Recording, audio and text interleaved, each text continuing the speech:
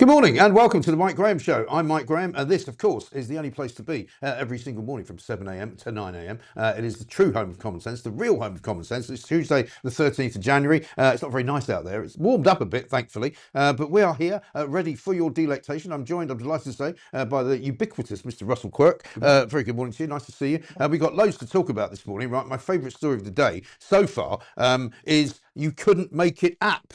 Which is a headline in The Sun, because Keir Starmer now, who wants to ban X, right, and doesn't have a clue how to do it, has now not posted on X or Twitter since the end of last week. Instead now, he's decided he's going to open a TikTok account. And the TikTok account is going to be called something like, what's it called here? Something like, where are we? Oh, I can't find it now. But it's something to do with, order and control to our borders, right? They've decided to launch this because they think it's going to stop migrants, because they're going to have a TikTok account basically saying, Secure Borders UK launches today with footage of illegal migrants and foreign criminals being arrested, detained and deported. The problem is they haven't got much footage of that, because of the 8,971 illegal migrants detained in the UK last year in 2025, they've only actually deported 1,087 of them. So it's not a great start. We're also going to be running you through all sorts of other stories. Nadeem Zahawi joining Reform, lots of noise around that. Rachel Thieve, saying that basically they didn't really understand about pub taxes. They didn't know how many business rates were going to be going up. So that was when they decided to put more taxes on pubs. They didn't actually realise what they were. It's just like admitting they didn't know what they were doing, for heaven's sake. We're going to be talking about South East Water, who are going to be planks of the day, because they have basically stopped supplying water to large parts of Kent and Sussex. We're going to be talking about Robert Jenrick and Lord Hermer, and a bloke who's in Guantanamo Bay who's just made a bucket load of money from the taxpayer in the UK. And also we'll be looking at grok and exactly when and if it is actually going to be banned. You know what to do. If you want to get in touch with us, you can be on our YouTube channel, and we've got the chat going there. We've got people from North Carolina watching. We've got people from Spain watching. We've got people from the Philippines watching. Lots and lots of you getting involved, and lots of great messages coming in. Love Russell, says Bumblebee. That's nice. Richard says, morning to you all from Kampot, Cambodia. Very, very good. And also, of course, we're going to be telling you where you can go in London and pay 10 quid for a cup of coffee. Absolutely unbelievable stuff. Russell, it's almost hard to know where to begin, isn't it? But let's start with the migrants, because at the end of the day, before we do that, actually, I must read you this. This is from Layla Moran, you know, the pansexual Lib Dem. Whatever that means. I don't know what she is, actually. She's some kind of shadow something or other in the Lib Dem party. Role. No, but she's put out a tweet on X in which she says, my time on X has come to an end. I can't sleep knowing that I'm leading traffic to a site that actively enables sexual exploitation of women and children. Instead, you can find me on Blue Sky. Very funny. Facebook and Instagram, links below. See you there. She obviously hasn't gone through Instagram very clearly, because do you remember when, what's his face, the guy that runs Facebook, what's his name? Zuckerberg was up in front of a committee, a congressional committee in the United States of America, in the Capitol building. And they said to him, why is it that if you put in paedophile images into Instagram, you can actually find them? And he said, well, you know, we do have some safeguards, but it is possible we're not sure exactly how to police it. So, in fact, you can find some pretty horrible images on Instagram, which Layla Moran obviously is not aware of. Well, like you can on the internet, I'm afraid. Yeah. So what's next? Ban the internet. Ban the internet. Yeah. That's the kind of thing Starmer would do. Yeah, no, indeed. So look, Layla Moran, of course, will be very, very sadly missed. Yeah. I've just checked her on X, and I can't believe I wasn't following her. I am now. Oh, good. To see if she actually does tweet, because she said, as you just pointed out a few hours ago, that she's leaving. So I've just tweeted her to say how gutted I am. Yeah. The irony, of course, we are so sorry to see you go. Don't let the door hit you on the arse on the way out. Yeah. What will we do for insightful commentary and smart banter from the Liberal Democrat that is Layla Moran? Look, so the irony, of course, with Layla Moran is that as a Liberal Democrat, yes, she's purporting to be very, very concerned about grok and how you can fake images. And by the way, the clue in all of this is the fact that the images that are faked by grok are fake. They're not real. Right? No. So I'm not quite sure what all the fuss is about. But anyway, this is the Liberal Democrats that want to let everybody out of prison and legalise drugs. Yes. So they're not that worried about society, are they? They're not really, no. I mean, they're a very strange group of people, quite frankly, and nobody really knows what they stand for. Well, nothing, which is why they don't do very well electorally. Yeah, exactly right. So let's go back to this story about the Prime Minister's latest brainwave to stop the boats, opening an account on TikTok. Apparently, they've got 132 followers at first glance when we had a look this morning, but they haven't actually put any videos out as yet. But the plan is, right, that they're going to tackle online misinformation, and they're going to dissuade migrants from risking the journey across the channel. Yeah. So the migrants are going to look at the TikTok as they're on the boat, as they're on the dinghy, and it's going to tell them not to come. Yeah. So it's not really working, is it? On the basis that I think at last count, last year there were 41,000 boat migrants that came over the channel. So you would imagine that if this was to be deemed any kind of success, you'd have a few more people following. But actually, I think this could be a masterstroke, Mike. And the reason I think that is because, well, if you're following Keir Starmer as a migrant, it might put you off coming to Britain. Well, or at least make you fall asleep on the way over. Exactly right. I mean, it says here the TikTok channel called Secure Borders UK is going to be slickly branded in red, white, and blue. Well, that's important. And it has an official Home Office tick and the slogan "Restoring order and control to the borders."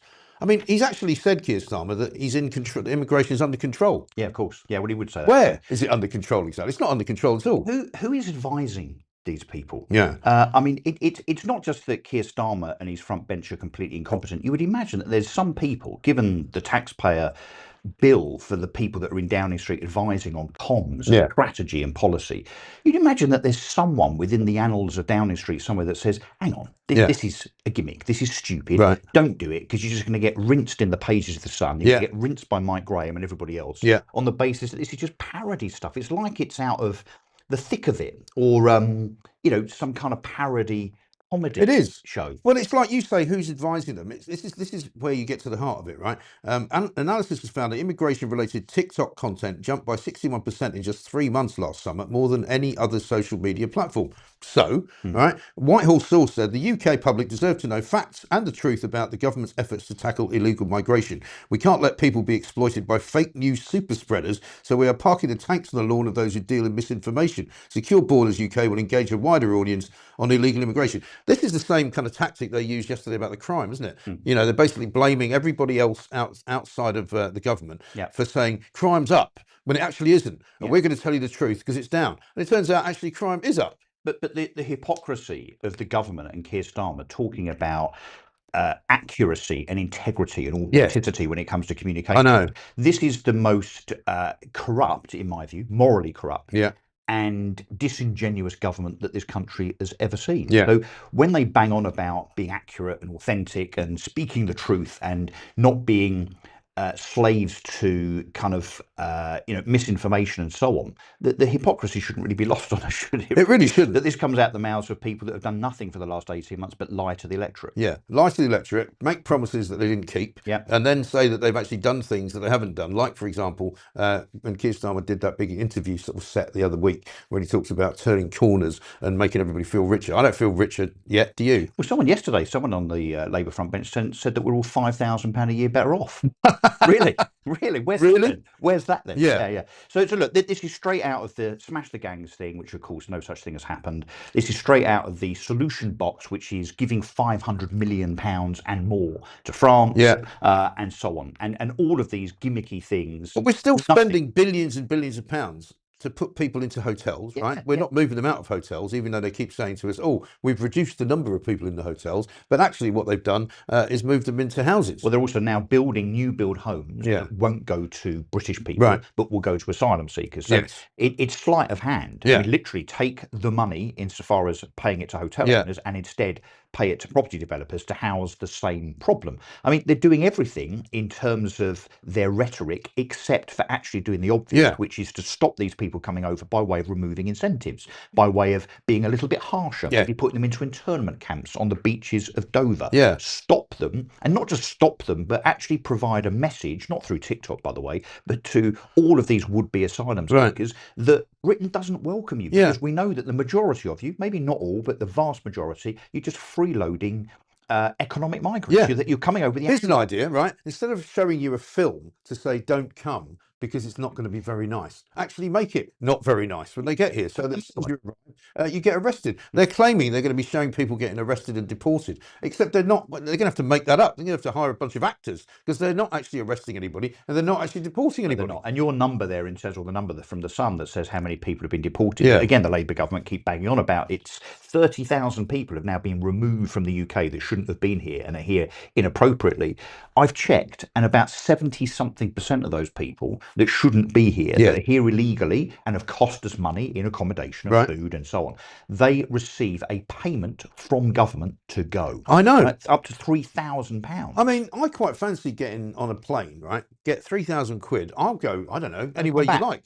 I'll go for a holiday. You know, I'm going to go to the Caribbean. Give me 3,000 quid, and then I'll come back later on, and you can give me another 3,000 quid. I'll go around again. I mean, it is absolutely extraordinary, isn't it? Ridiculous. By the way, I just want to mention a couple of pieces of information coming up to 7:10 here on the home of Common Sense, the Mike Graham Show. We're now streaming live on Substack. A lot of you were asking the question in the last week or so, is it possible for you to stream on Substack? Because that's why we wanted to be on Substack. So you can now see it ad-free on Substack. You can go and join that. That's the mikegrahamshow.com if you prefer to see it without adverts. And also, people have been saying, can you please put it back on YouTube Music? We don't know the answer to that one yet, but we'll try and figure it out. Good afternoon from the People's Democratic Republic of Laos, says Pygmalion. We've got people down in Southeast Asia today. Mao, as they say in is it Goodfellas? Aren't you going to shout in Robbie Williams? The Deer Hunter. Robin Williams way. Good morning, Good Vietnam. morning, Vietnam. Yeah, that's great. There we go. Let's see if the petitions for general elections get the people what they want, says Misty. Good morning. First day back at work. I've been with my ill husband in hospital miles away, says Drew in Flower. Sorry. Back in the day, I used to warn people about replacement migration and how it was UN policy. Called a nutter. Look at it now. Well, it's not really being organised by the UN, though. That's the problem. Let's have a super chat from Barry. It says, I went to the doctors for depression. His prescription was to listen to the Mike Graham Show. Sounds good to me. Yeah, absolutely right. Yeah, lucky you could get to see a doctor at all, actually. Please mention the Iran uprising. The MSM are pretty silent. Well, to be fair, Lou, 1210, the mainstream media have finally picked up on the Iranian story. I mean, there's a piece on the front of the Times today in which it says Americans urged to flee Iran as protests grow. It's getting pretty ghastly over there. Yesterday, they had the front pages full of a picture of a woman, a 23-year-old fashion student who was shot in the back of the head. They reckon more than 600 people have now been murdered. Well, I heard a different number yesterday. Did you? Of course, because that's coming out of the Iranian regime, who perhaps can't be quite as trusted as we would like them to be. It's more like 5,000 to 10,000 people as the protesters have been killed already. I mean, certainly, I mean, thanks to Starlink, there is some information getting out there. But we've also, let's see if I can find the Telegraph, because I think they usually have something on Iran. I mean, but it's definitely taken a long time for the mainstream media to catch up, because of course people were reporting on this weeks ago when it first started. Well, the BBC started talking about this yesterday. Yeah, I know. This has been going on for days. I know. It's extraordinary, isn't it? A couple of good ones to mention, by the way. Front page of the Daily Telegraph, China's embassy secret threat to city. Now, here's another thing that Starmer's up to. He's going to be going off to China, and apparently he's the first Prime Minister to visit China since 20 years ago, which would have been Tony Blair, presumably. There's been plenty of ministers who have gone over there, and in fact, Rachel Thieves, I think, has been there about 3 times. They love the Chinese, don't they, the Labour government? Yeah, they do. Is he going over there to get our reparations for the damage that COVID caused us? Well, that would be nice. Yeah. A couple of trillion.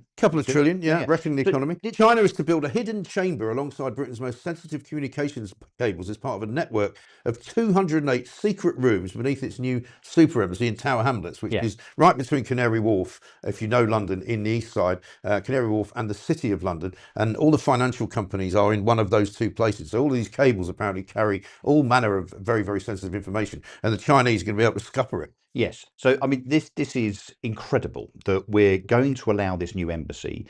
We're also going to allow, 208 subterranean rooms. Right. Sound a bit like cells. Yeah. I wonder if some of them are cells. Sounds like Spectre rather than the Chinese embassy. And this thing is massive. You don't need that underground kind of fabric of, weird, mysterious rooms. No. But the fact that some of these rooms are 1 meter away from those financial cables. So these are the cables that convey all of that financial data across the world to what is still just about the world's biggest financial center. Right. So all of the information around foreign exchange, around equity trading and so on goes through those cables. And also presumably some confidential information which is not going to be made public necessarily, but is going to be sent between the 2 offices of a merchant bank or something. So I guess you put the greatest spying nation on earth next to a democracy just about that has the greatest financial capital in the world. I mean, what's the worst that can happen? I mean, maybe with a bit of luck, what they might be able to do is spy on Tower Hamlets Council and find out how they managed to get 50,000 votes out of a 2-bedroom house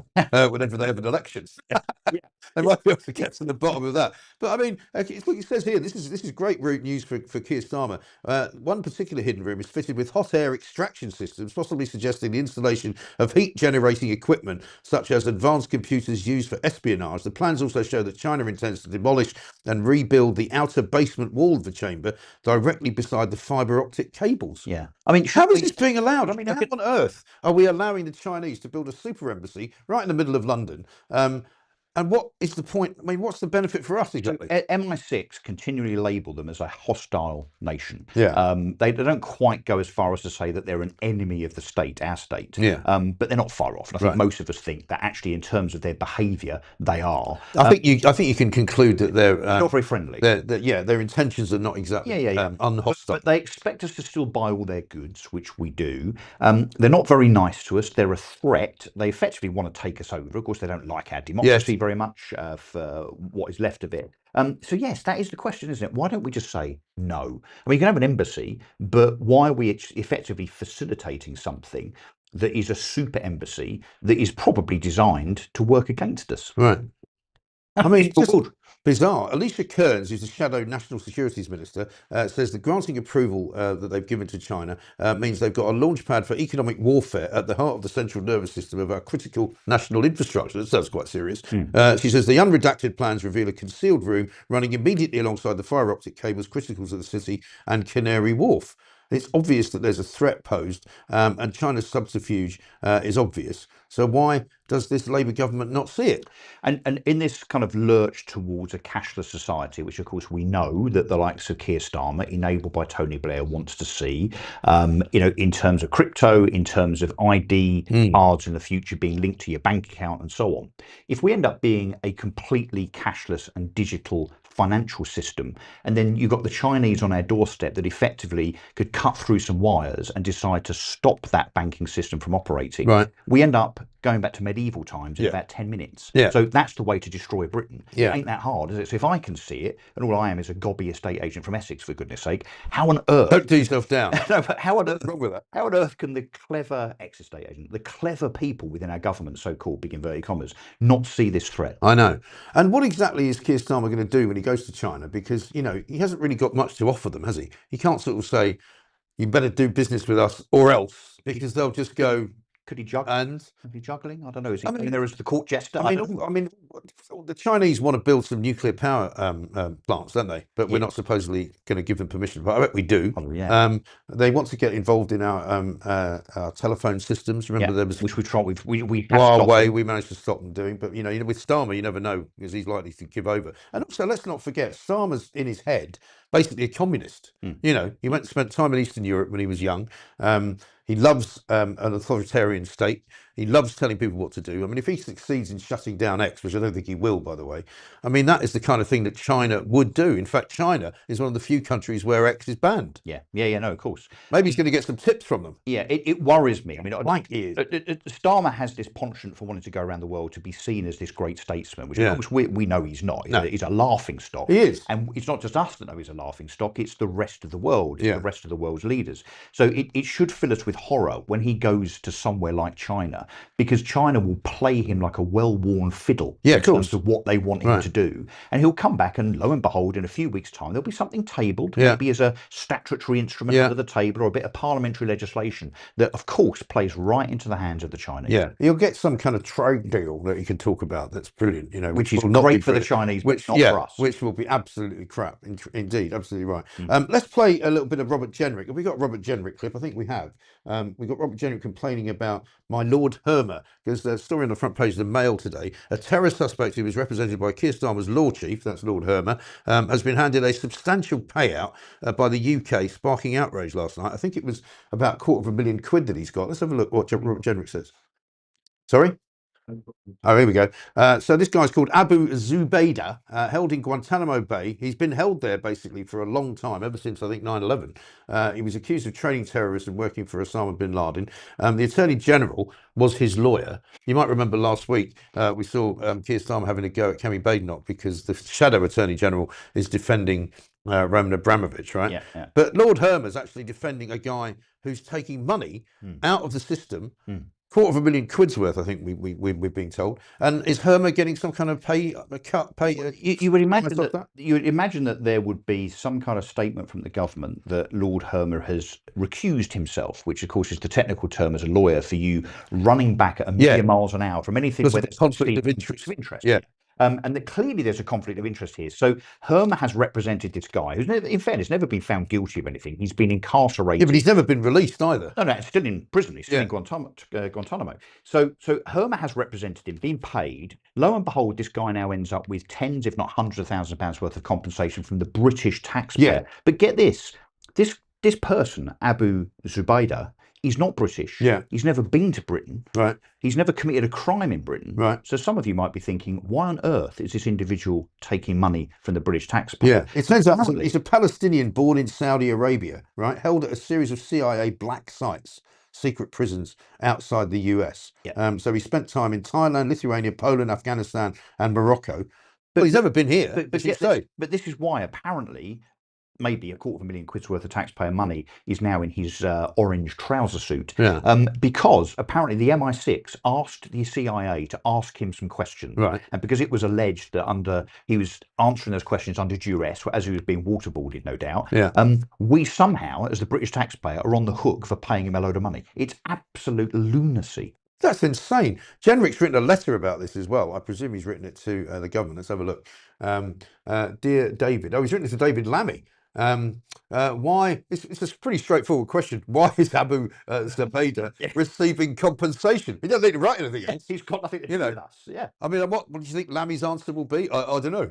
Well, and has Herma had anything to do with the decision? Because Lord Herma is the Attorney General. He's the most senior legal member of the government. He's effectively Britain's lawyer. Right. He is completely and utterly conflicted here. He's also one of Keir Starmer's very, very best friends. So, of course, if there has been some money designated to this person, this Abu Zubaydah, and Herma's had anything to do with it, it is an immediate conflict of interest. Of course it is, because Lord Herma has got a vested interest in looking after his former client. Yeah, of course. It's unbelievable. Apparently this guy's too dangerous to ever be released. So what's he going to do? He's going to spend the money in Guantanamo Bay. Have they got a shop there? Well, what's he going to spend it on? Guantanamo Bay shop. Yeah, I fancy a couple of pencil cases, and some Semtex. Maybe some Semtex. AK-47. Yeah, some cloths to waterboard somebody with. I mean, I don't know. What do they sell there? By the way, Anne Widdecombe's coming on the show later on today.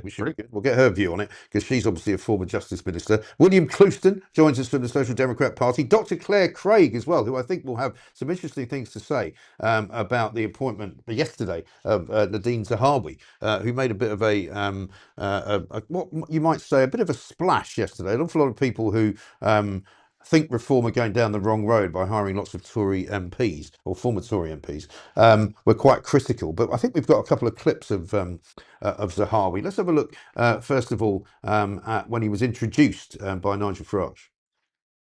Zahawi, on this point about COVID vaccines, I hear the point about free speech, but the doctor previously mentioned told Reform's conference that the vaccines that you rolled out may have caused the King's cancer.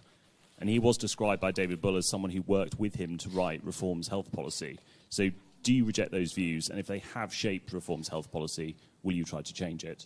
I think you'll find David Bull actually spoke about vaccines on Friday night at our event that we held down at the Excel Centre with just shy of 3,000 people launching our London campaign. And I think you'll find if you look at what Dr. David Bull, our chairman, said, how proud he was of the work actually for centuries that London had done and led the way in with vaccines. And as Nadeem said previously, we get all sorts of speakers from all over the world, some of whom have different opinions. Can I just come in? Tony, please. I expected more from you, right? That was a really stupid question, right? And it doesn't even deserve an answer. So try again next time. One more time with a stupid question. Did you seek any assurances from Mr. Farage or anyone else about Reform's policy on vaccines before you joined? Right, let me take that again. I still think it's a stupid question, and I'll tell you for why. I know you want to persist on this because you just heard from the leader of the Reform Party that David Bull spoke about this and was very clear on this, and you're still going on about, were vaccines efficacious or not. I would not be sitting here, nor would Nigel be sitting next to me, if we didn't agree that we did the right thing for the nation to get the vaccine programme to the success that it achieved, the fastest vaccine rollout in Europe, if not in the world. And so that is why I think it's a stupid question. Nadeem Zahawi there making a point about that. We'll ask Dr. Claire Craig about that when we speak to her. But it's interesting, isn't it, how the whole reform kind of campaign is now being sort of compared, if you like, to everything that is meant to be what you might call, you know, unfashionable or away from the mainstream kind of political parties, right? So it's almost like everyone's expecting reform to come out and say, you know, the vaccines were a bad idea, which they're never going to say, because, you know, you could say that people were harmed by the vaccines, and certainly that was something that the government at the time should have addressed, and more people should have talked about. There's no question about that. Yeah. But, you know, at the end of the day, Reform are a mainstream party now, aren't they?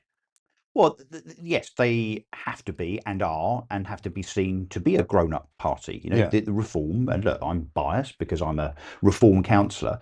We are a government in waiting. So, of course, there has to be, not that we never were, but there has to be a grown-up element to that in terms of perception. Yeah. And the criticism of the fact that there are a number, I think there's 20 now, former Conservative MPs Yeah. that have defected to Reform. The mainstream media, of course, want to do the whole gotcha thing about the fact, oh, that makes Reform look a bit Tory 2.0. Yeah. Let's go back and look at some tweets from 2015 Yeah. to see what might have been said. I mean, Right. what do they say about a week's a long time in Yeah. politics? 11 years is quite a long time. And they always say there is always a tweet, and there is always a With a tweet. tweet, right? But also don't forget, look, when you're part of a party, there is an element of collective responsibility. Yeah. So of course, as part of that, you know, and it's tribal, whether you're part of a political party or a company or a football team, right? Yeah. You're going to support the ethos of that kind of collective. So I don't think Nadeem can be criticised for what he might have said about Nigel Farage in, you know, 11 years ago. But look, the fact is that Reform is now the largest party in the country, so 280,000 members. Yeah. And I see the grassroots all the time, very hardworking people, ordinary people on the street that are knocking on doors, delivering leaflets and so on. Now, when it comes to government, the grassroots, those newbies, those ordinary people that will become councillors, council leaders, mayors and MPs, I mean, that's absolutely laudable. But of course, you also need an element of experience in cabinet, Right. because stuff has to be navigated. And Reform doesn't have that. No, So because they've we're got gonna to be- import it at the end of the day, haven't they? Yeah, so it has to be navigated. So the fact. And by the way, this is not me having some kind of moment here. This is not me suddenly going, but it's talking, you've got to talk about real politics. You've got to talk about, if you're going to get into power and if you're going to be able to run something, you need to have people there that can help you do it. You do. Well, you need to have people that can navigate the Commons and Westminster, and importantly the civil service, because I'll tell you what's going to happen when Reform, and I say when, not if, when Reform take government, there's going to be a culling of what we see as the existing civil service culture, because that's one of the biggest problems. Well, we've already seen the civil service coming out and saying if Reform do get into power, they're all going to quit. Good. Bye. Great. Bye. Bye. That's another Layla Moran moment, isn't it? Don't let the door hit you on the arse on the way out. So we need people like Nadeem, who has been Chancellor and an MP for 14 years and so on, to be able to say, well, actually, this is the way you navigate it. Yeah. These are the trapdoors, these are the secrets, these are the shortcuts. Yes. So there's absolutely nothing wrong with this whatsoever. And I always say to people, you know, what you should never do is worship politicians, you know, no matter what hue they are, whether they're Tories, whether they're Labour, and maybe even if they're Reform. You know, there's no point in holding them up to like a higher standard than everybody else. But at the end of the day, you know, politicians are unfortunately people who quite often say things that aren't true, that they don't believe it. But also one quick final point on this. I'm a Reform member, but I'm a Thatcherite. Yes. That's what I am, right? I idolise Margaret Thatcher and what she stood for. A lot of people believe, as I do, that the Conservative Party lurched left under David Cameron and since, particularly under people like Theresa May, even Boris. So it's not that people have left the Conservative Party, it's the fact that the Conservative Party left us. And that's how people like Jake Berry, Nadeem Zahawi, Nadine Dorries, and Widdicombe, that's how they feel about the Conservative Party. So they feel that Reform is now a Conservative small C home.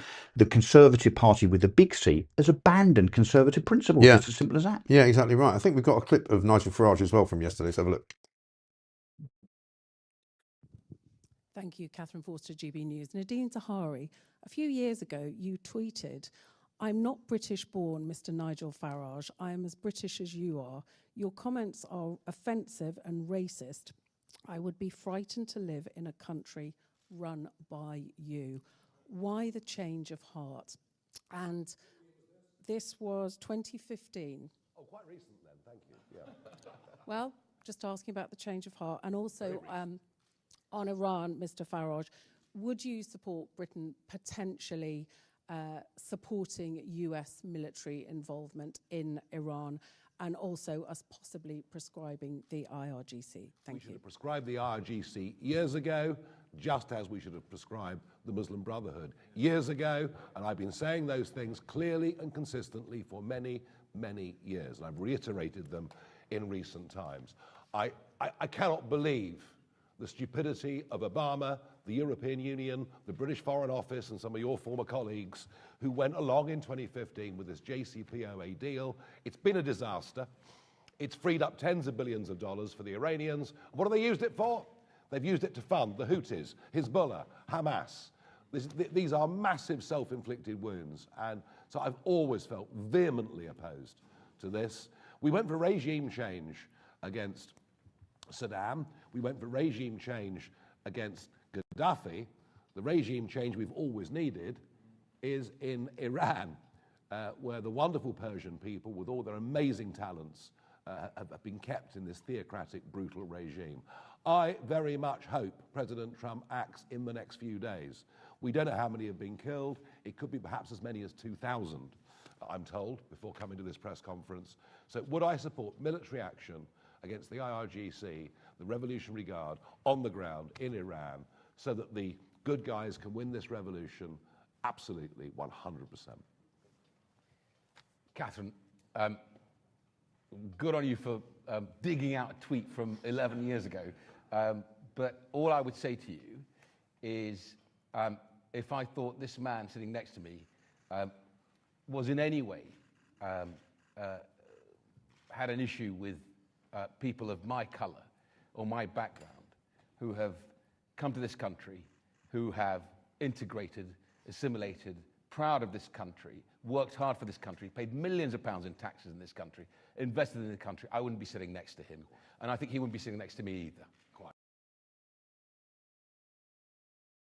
Zahawi there. So apologies if the audio level on that was a bit low. Some of you saying you couldn't really hear it. Sorry about that. We are trying to fix things as we go, and we're normally pretty good now on the sound, so we shall keep working on that. Thank you very much indeed. Russell's got a couple more stories that we're going to do in a moment. It's coming up to 7:32 though, and you know what we need to do now?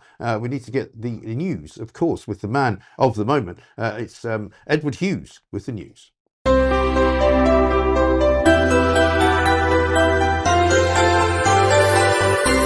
UK headlines on January 13th, 2026 with me. Edward Hughes Britain faces ongoing disruption from the Storm Goretti aftermath.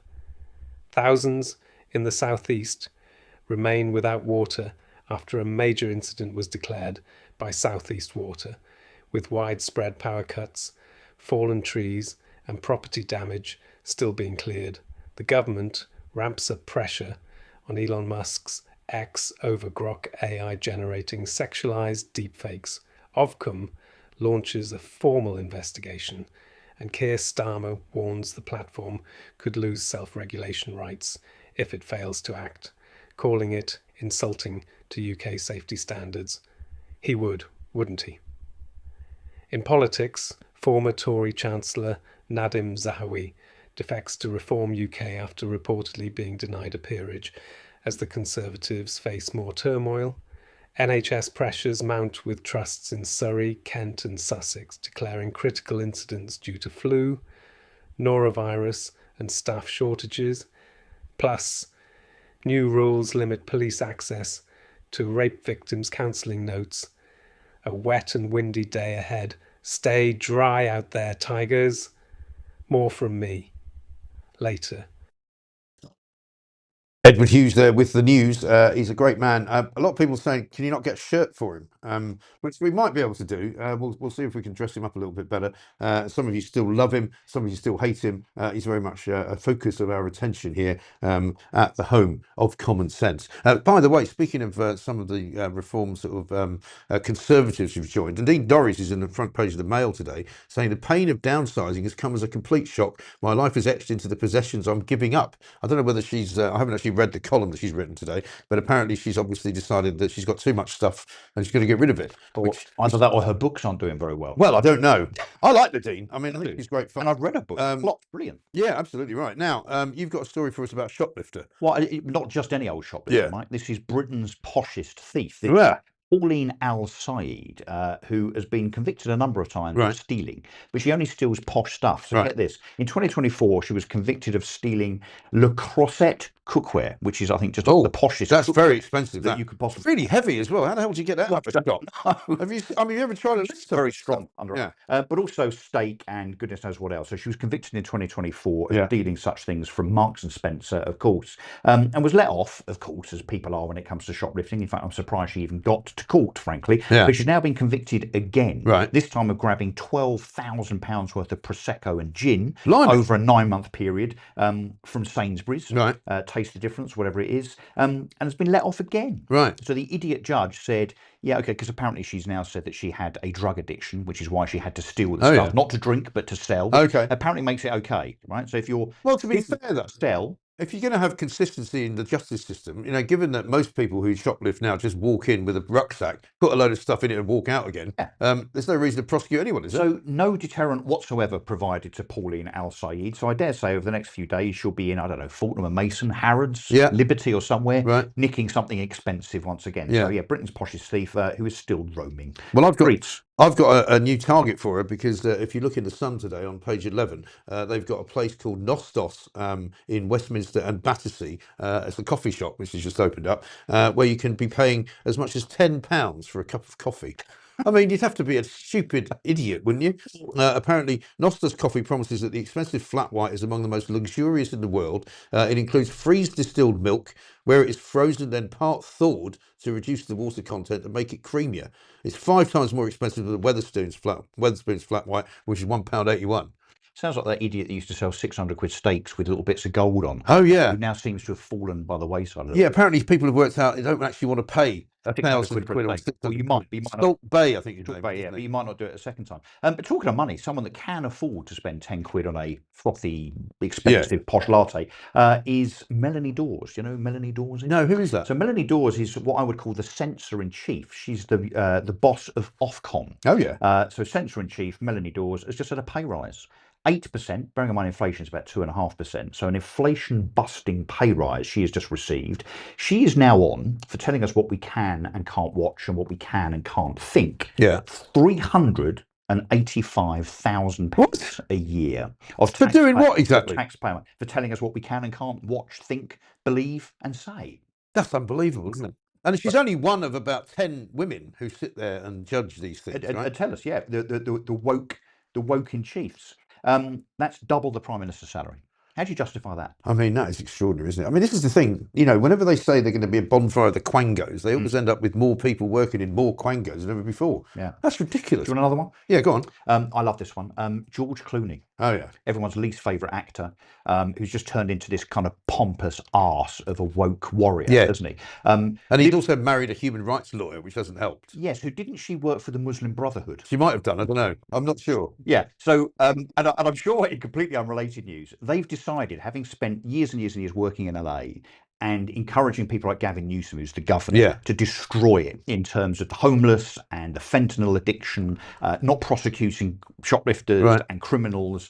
You know, LA is literally a shadow of its former self. Not to mention the fact that it burns down on a regular basis, and they haven't actually got any water in the fire hydrants, and they haven't got anybody who knows how to put out a fire because they're all lesbians. Well, and arguably, yes, because they... I'm sorry, it's not just because they're lesbians. Not just the top fire chief, but the second and third in command were DEI hires. Let's be honest, all lesbians, and that's why LA burned to the ground. Well, funny enough, having spent years and years and years advocating that LA should be the epitome of woke, George Clooney's wife have now said it's not a place they want to bring their kids up. What? Hang on, you made it. What it is? Yeah, right. Got this from France. Got this from George Clooney, worst Batman ever. Yeah, Which he actually was. Batman. That's a good question, actually. Who was the best Batman? I don't know. Michael Keaton. Do you think Michael Keaton? Yeah, he was pretty. He was good. Adam West. Yeah, there you go. He was proper Batman. That was a great show. The irony, the hypocrisy. Armando says Michael Keaton was the best Batman ever. Maybe. Maybe he's agreeing with you. Yeah. The final one, really, we've got to mention this because pubs are now facing a fresh tax blow next month because, and I noticed this when I was in Waitrose the other day, there's a sign up saying that, the cost of some of our bottles of wine is going to go up because they've increased the alcohol tax, right? And have you not got a little quip from the Prime Minister about alcohol?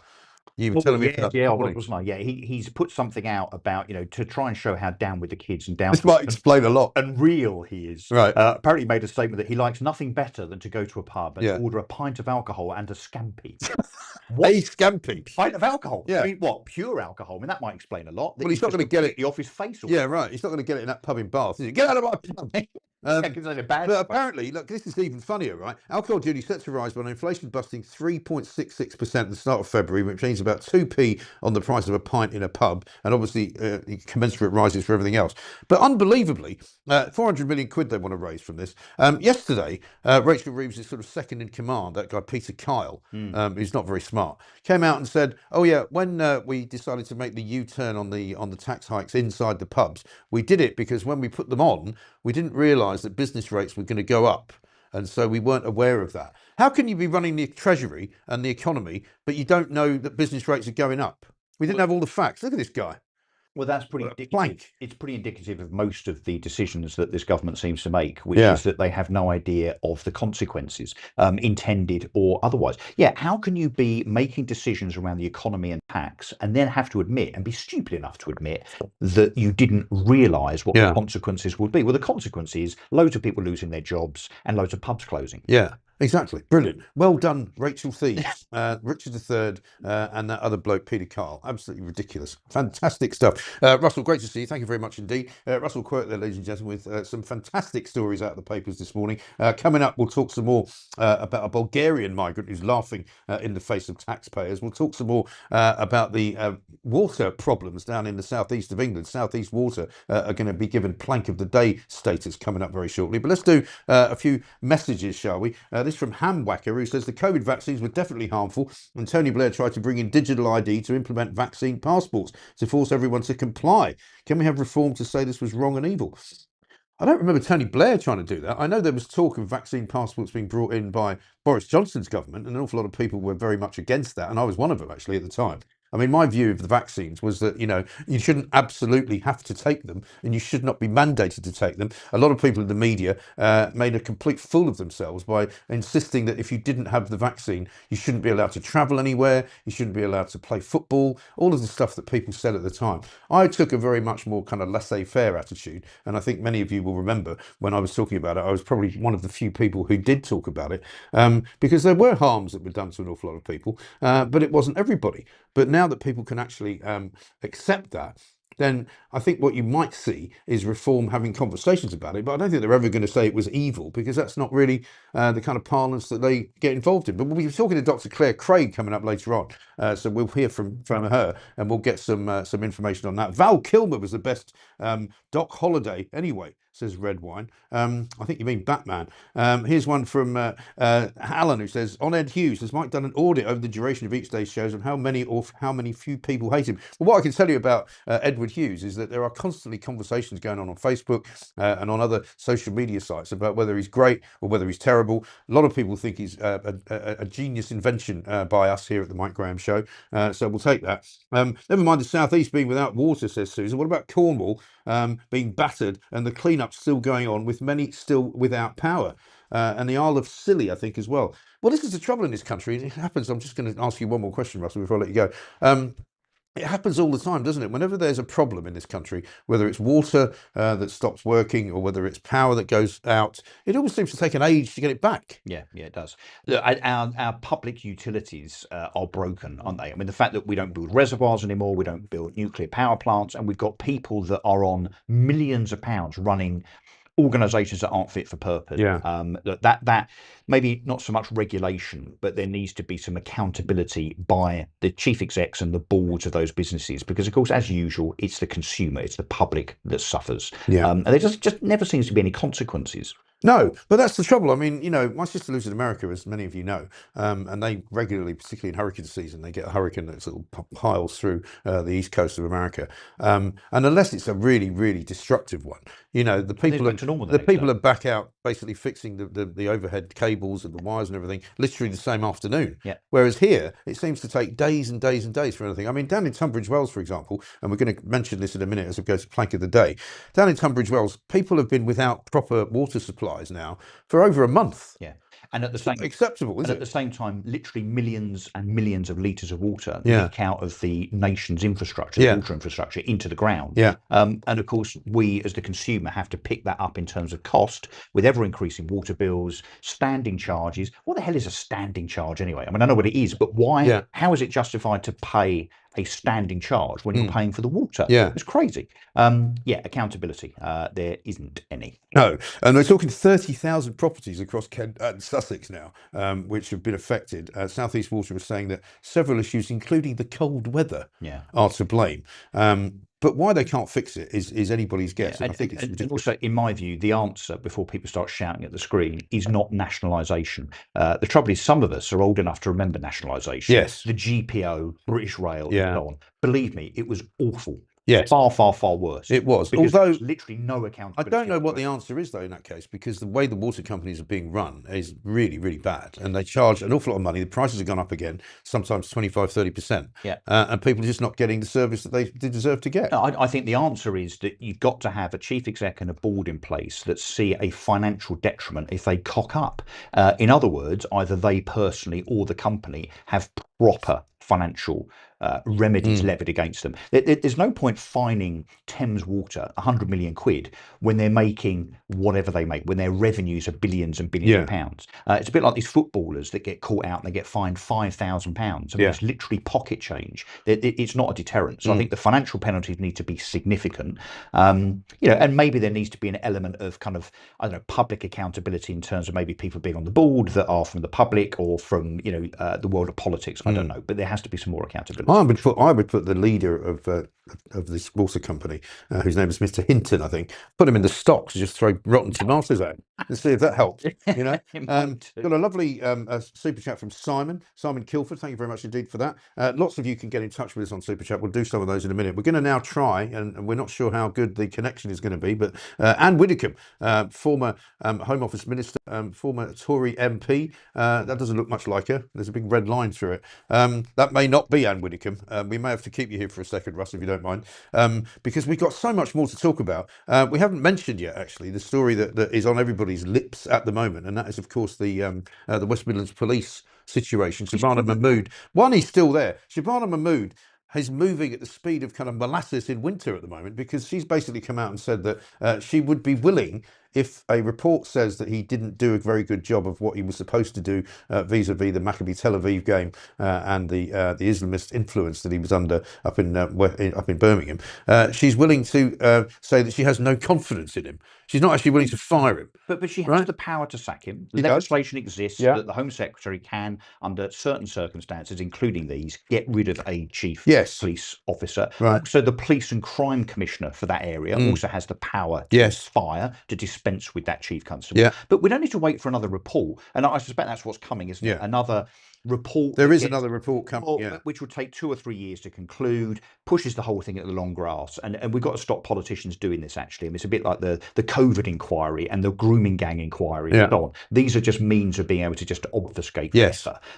So the only report we need to take note of is his 2 appearances at the Select Committee, where it's alleged by MPs that he didn't tell them the truth. Right. Well, no matter what happened, if he's lied to MPs at Select Committee, that's it in itself. Well, you would think so. You would think so. I mean, the news story today on the front of the Telegraph as well is that pro-Palestinian protesters plotted to spy on Maccabi Tel Aviv players, right?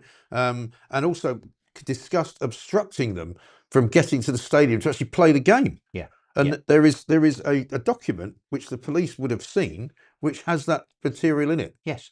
I think it's very, very clear that he and that police force have pandered to the Muslim community Yeah. because the Muslim community made threats. And rather than dealing with the threat that Muslims were going to arm themselves because they didn't want these people coming to that part of Britain to watch a football match, they should have been dealt with, not make the scapegoat the innocent Jewish fans that are coming from Tel Aviv to watch that match. Look, this is completely untenable. And yet again, we've got politicians that rather than being decisive and attempting to restore our faith in politicians, we were talking about this a week ago, you and I, a week ago. I mean, and again, it's still in place. You don't have to look very far to see extra evidence of anti-Semitic behaviour, both from police organisations. We saw it at the weekend in Notting Hill, where the police were literally standing by while a whole bunch of pro-Gaza activists were outside an Israeli restaurant or a Jewish-owned restaurant. In the Telegraph here, it says, basically, attempts by pro-Gaza activists were made to track down Maccabi players the night before the match. An unidentified campaigner said the group could still cancel the match if we obstruct Team Maccabi from attending the match, call for volunteers to be mission critical in their search actions. They were told to search hotel lobbies and dining areas the night before the game, looking for faces in a lineup of Maccabi players. I mean, this is really sinister. Police have enabled that thuggish behaviour. It's not just thuggish, it's anti-Semitic, it's racist. Right. The police have enabled racist. And then, of course, I know this is... Well, there's another story in the front of the Times today about a Jewish MP, Damien Egan, Labour MP for Bristol North East. He was due to visit Bristol's Brunei Academy in September, but the event was cancelled after protests from pro-Palestinian, activists who said they didn't want him there. Yeah. Again, that in itself is anti-Semitic, to stop a Jewish MP going to address a crowd on the basis that it might upset some people that have said that actually they're going to potentially become animated, aggressive, violent, or whatever. I mean, look, and this stuff is starting to become normalised. That's what I'm concerned about. Well, this is it. The police in Notting Hill were literally standing by watching it. Doing nothing about it and not moving them on. Albeit a bit of a story from yesterday, which you may have covered, but this Metropolitan Police attitude, this gaslighting, which is to say that there's one crime statistic in London now by way of homicide, which accidentally, probably, one way or the other, shows a decline year on year in terms of the amount of homicides in London. But of course, what Mark Rowley and Sadiq Khan, in all of their efforts yesterday to say how brilliant that makes the police force in London, how brilliant that makes Sadiq Khan, they forgot to mention all the other statistics, of course, like shoplifting, up, knife crime, up, sexual prevalence, up, violence, up. I mean, the fact that they make such a campaign of talking about just one metric, now making it look as though London is safe, when ask anybody. And do you know what they're comparing them to? They're comparing London to Chicago, where people are running around with guns. I've been to Chicago. It's a pretty violent city because people have guns and they shoot each other all the time. Same goes for LA. Same goes for any city in America. What are they comparing London to that for? I think we're just about safer than Mogadishu for them. But not for long. That's only because everyone from Mogadishu's come here. And anyway, no. But the other thing is, right, that funnily enough, the Times did a really good breakdown of all of the figures that you've just mentioned, and every single other crime is up, right? The only thing that happens to be down is, and we spoke about this with Mark Littlewood yesterday, the only reason it's down by a factor of about 10 people, which is within or without, I would say, the margin of error. So I mean, one gang sort of instance could put more 10 people more onto the talking of gangs, also a London mayor, and let's not forget that the mayor of London is also the London Police and Crime Commissioner. Up till about 4 weeks ago, didn't even want to acknowledge that the fact that there were probably 9,000 grooming gangs or grooming gang participants in London. That's the extent of their protection of the public in London. So look, we're not being gaslit, we're not suckers, we're not believing it. It's absolute nonsense. But again, talk about trying to insult the intelligence of the public. I know, it is absolutely quite remarkable. Let's do some super chat, shall we? Because we're coming up to 7:52.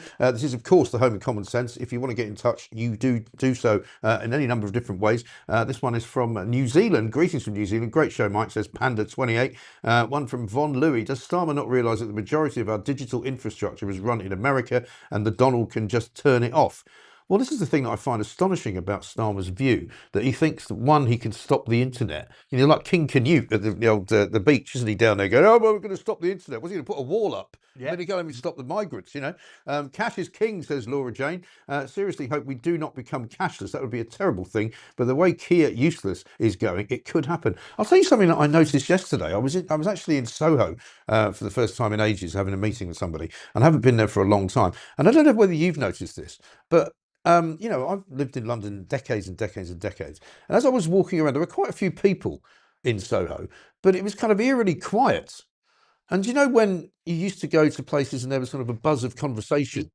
Soho is the epicenter of everything that's social in London. Well, exactly. But you know, I remember walking through Soho and there'd be people sitting outside. I know it's not necessarily the weather for that, but it struck me that people aren't talking to each other. And I don't know if it's just me or whether it was something that I'd noticed, but I've not really noticed it for the first time. It was just kind of eerie, quiet. It didn't feel like I was in a city. It felt like I was walking down a street where there were loads of kind of ciphers and kind of drones and people who just were looking at their phones and not talking to each other. You know, normally you would walk down, say, Old Compton Street, and you'd hear a buzz of people talking. Well, there'd be a community element, Yeah, which is now sadly lacking. It's just, yeah. Well, I think because it's the first time I've really noticed it. I think what's happening is because London now, I'm afraid, is a shadow of itself. It's not what it was, and people are worried about their safety and so on. They're very suspicious of fellow humans. I guess they don't want to interact. Do they? I think, you know, London's always been, you know, it's never been the most social place. You know, people don't look at each other as they're walking down Oxford Street smiling and saying good morning to each other, do they? But no, I take your point. I think it's become very abrasive and anonymous, and I think it's because of that. People are just suspicious, you know, that the person walking behind them or towards them might want to nick their bag. Happened to Alex Phillips again the other day. Did it? Yeah, just had a bag nicked. She said, first time I come back into London. Oh, yes, I saw that. Moved out of London because she was worried about safety, particularly for women. Puts a bag down in a shop, turns around 5 seconds later, and it's gone. It's gone. I know, absolutely shocking. Right, it's time for, I think, for Plank of the Day, because we're struggling to get hold of Anne Widdecombe. We'll keep trying, but at the moment we can't seem to find her. So shall we do Plank of the Day? And there it is. And we're going to quote, first of all, from somebody called Lyndon Karen, the leader of Kent County Council. Says a major incident has now been declared after more households have been affected by a shortage of water in Kent in the last 24 hours. We are putting additional arrangements in place to prepare for further potential disruption, she said on X. Kent Council officers said water tankers are now delivering supply. Several schools in Kent and Sussex have been closed. Public libraries in East Grinstead, the Queen Victoria Hospital in East Grinstead, appointments are having to be carried out virtually. Well, how can you carry out an appointment virtually if you're supposed to be in hospital? You know, what are you in for? I've got a hip replacement operation. Oh, we'll just do it virtually then, shall we? Just pretend that you're going to get an operation. David Hinton, the chief executive of South East Water, had to face angry MPs just last week because there's been water issues in Tunbridge Wells, basically, which is, you know, the Garden of England, for weeks and weeks and weeks and weeks. He apparently said when he was at Parliament and before a select committee, he gave himself 8 out of 10 for his response to the crisis. Wow. Who are these people? Wow. I mean, unbelievable, right? I'd hate to see what he thinks 4 out of 10 looks like. I mean, really. I mean, this is the second biggest incident in a month after more than 24,000 homes and businesses were left without water just before Christmas. There's a new local action group called Dry Wells Action. It's called for the army to be sent into Tunbridge Wells because basically people have not had proper water supplies now for up to 3 or 4 weeks. And in a country that over the last few weeks has probably been the wettest it's been at this time of year for a long time. Absolutely right. Jonathan Hawker from that group, Dry Wells Action, basically says, we can't put up for this for much longer. We're living like we're in the third world. We can't go to the toilet. We can't wash our hands. We can't do the dishes. We can't wash our clothes. We can't even feed our children or our pets in the evening. And they've got pictures here, and you can see it, bottles of water and at collection points all around. I mean, it's like something out of a war zone. So maybe what we should do is find out where the chief executive of that particular water company lives and turn his water off. Yes. And say, we're not going to restore your water. Yeah. You've restored the water to the 30,000 residents of Kent. Right. And of course, once they did finally get it fixed back end of sort of Christmas and New Year, it turned out that it was E. coli in the water, so they had to close it all off again. Because apparently when there's a water supply issue and a water supply problem, quite often the water can get contaminated. That's quite the schoolboy error, though, isn't it? It really is. If you're a water company, you kind of, apart from producing the water itself, it's beholden on you really just to make sure it's actually safe to drink. It's not, That's it, isn't it? It's not hard, is it? It's like McDonald's running out of it falls through, running out of cars. Falls through the sky. I mean, I had that once in a Pizza Express in Eastbourne when my kids were a lot younger. We went to go into the Pizza Express because they quite liked it. We got a table for 4. They said, well, we have, but we haven't got any pizza. And I was like, sorry, we haven't got any pizza. They said, we haven't got any pizza. I said, well, did you make pizza? It's what you do, isn't it? Yeah. You're not, oh, no, we have to get it delivered. So they don't even make the pizza dough. I was like, Well, they couldn't even go and buy some. I'll go and buy some flour and and get you some water and some yeast, and I'll make you some pizza. I just make my own. I said, how about that? They were like, no, well, maybe you should come back. You could do that and call it the Mike Graham. Yeah, absolutely. What would you have on it? But well, I normally would like. I mean, there's two different kinds of pizza that I like. I like either a sort of a hot chili one with spicy sausage, Like an American hot. yeah, like an American hot, or I'm quite partial to anchovies and capers and that kind of. I think kind of people thing. should comment to see what your pizza should Yeah, be. what pizza? Maybe an official pizza of the Mike Graham Show. But yeah, I mean, I can't stand these businesses that like you say, it's like McDonald's running out hamburgers. You got one job. What you got to do if you're a water company, you got to collect the water which falls from the sky, right, for free, right? You've got to put it into some kind of container to hold it, and just you've then got to it through pipes pipe that have it, been there for years. which have been there for years. It's already there. You don't have to build the pipes; you just have to maintain them, and then eventually you have to just take the water away. Yeah. I mean, that's the other thing. I mean, down in Sussex, right, they charge you more money for taking the water away than they do for supplying it. Yeah, and these clowns that run these water companies will still get their massive bonuses at the end of the year. And we will look back at this and say that, hang on, you failed in your fundamental duty to deliver the one service that you're responsible for, but you still got a £3 million bonus. Yeah. How's that work? I know. A couple more super chats. Laura Jane says, Mike and Russell are a great team. One from Rain here who says, we desperately need change, and that means getting behind reform. Voting for advance risks that change. I'd like to see Ben, Rupert and Nigel build bridges, but that, I suppose, is unlikely. One from John who says, journalist, Sahawi likened you to Goebbels. Farage. Well, it could have been worse. Genius. Could it? Not sure how much worse it could have been. Ruddy Gore says, love the new signage. Great show, which gets better every day. Well, thank you very much indeed. Don't forget, we are, of course, here every single day from 7 until 9 in the morning. And we've also got an after show coming up later on with Rebecca Butler today, who's a very high-powered lawyer who's got an awful lot to say about free speech, an awful lot to say about certain things that have been going on in the police service in this country. And we'll be checking in with her just after 9. And also, as we said earlier, you can now get this show live coming to you on Substack without any ads. So if you want to do that, if you have subscribed, great, you should be looking at it now. If you haven't yet, you can go and do that. Otherwise, just continue to watch it on YouTube. We've got loads of you watching, lovely, beautiful people out there on the real home of Common Sense. Russell Quirk, thank you so much for hanging around, helping us out there, because Anne Widdicombe couldn't quite make the old connection work. Unfortunately, we'll see if we can get her back later on in the show. If not, we'll get her back later on in the week. William Clouston coming up very shortly. But right now, it's time for Edward Hughes with the news.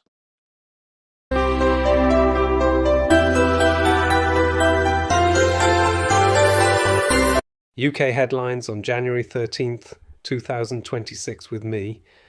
Edward Hughes Britain faces ongoing disruption from the Storm Goretti aftermath. Thousands in the southeast remain without water after a major incident was declared by South East Water, with widespread power cuts, fallen trees and property damage still being cleared. The government ramps up pressure on Elon Musk's X over Grok AI generating sexualized deepfakes. Ofcom launches a formal investigation, and Keir Starmer warns the platform could lose self-regulation rights if it fails to act, calling it insulting to UK safety standards. He would, wouldn't he? In politics, former Tory Chancellor Nadim Zahawi defects to Reform UK after reportedly being denied a peerage as the Conservatives face more turmoil.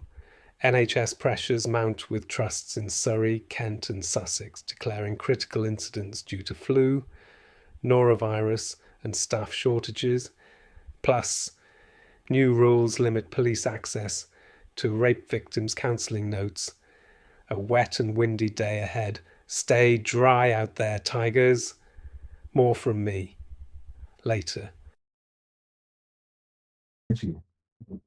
Thank you very much indeed, Mr. Hughes. That's Edward Hughes, of course, with the news, a man who divides the community, but most of you think he's a great addition to the show, the Mike Graham Show, which is, of course, the real home of Common Sense. Got some great messages coming in as well. Our water in Kent is the hardest in the country. It's full of limescale. Bottled water is actually a step up from what they normally provide, says Pilk. Here's one from John, who says, I had a virtual doctor's appointment yesterday, and now I'm virtually feeling much better. Yeah, very good. This from Ham Wacker, the super chat. The COVID vaccines were definitely harmful. Tony Blair tried to bring in digital ID to implement vaccine passports to force everyone to comply. Can we have reform to say this was wrong and evil? Well, we'll play you a little bit of that in a moment, of course. But Nigel Farage and Nadine Zahawi yesterday said quite a lot about that. One here here from one from Frontside Bus. Mike, ask Russell if he wants to do the Thought Police podcast with you. Well, we might get to the Thought Police podcast again. We haven't quite managed to get around to that yet, but we will. There's lots of other projects that we're going to be getting on with here at the Mike Graham Show once things kind of settle down a bit. Looking at the COVID story, though, we'll be talking to Dr. Claire Craig coming up later on in this hour, and also William Clouston is going to be here. And just a little reminder for you about the Plank of the Week show, which goes out on a Friday night at 7 p.m. Of course, if you haven't seen it yet, you can now get it on the Mike Graham Show YouTube channel. Here's a little taste. Live from London, it's Plank of the Week with your host and show creator, Mike Graham. Good evening and welcome to Plank of the Week. Not just any Plank of the Week, it's the first ever Plank of the Week in the new Mike Graham Show studio right here in central London. And I'm delighted to say that it's practically the 6th anniversary of the very first Plank of the Week, which included two rather special people, one Annunziata Rees-Mogg and one Russell Quirk. And there's the picture of the very first ever Plank of the Week, which was done in the News UK building 6 years ago yesterday, believe it or not, just before COVID, just before all sorts of other mad things happened. And guess what? As a beautiful gift to all of you who've been watching Plank of the Week for such a long time, we thought we'd get Russell Quirk back, we'd get Annunziata Rees-Mogg back, and we'd put in the middle Mr. Steve N. Allen. So very good evening to all of you. And there it is, Plank of the Week. There'll be another one going out at 7 o'clock on Friday night coming up, and we've got another great panel aligned for all of that. A couple of messages coming in from Tony. Says, I worked in Soho for many years. I used to have great fun. I was there recently and hated it as much as I hate the rest of it.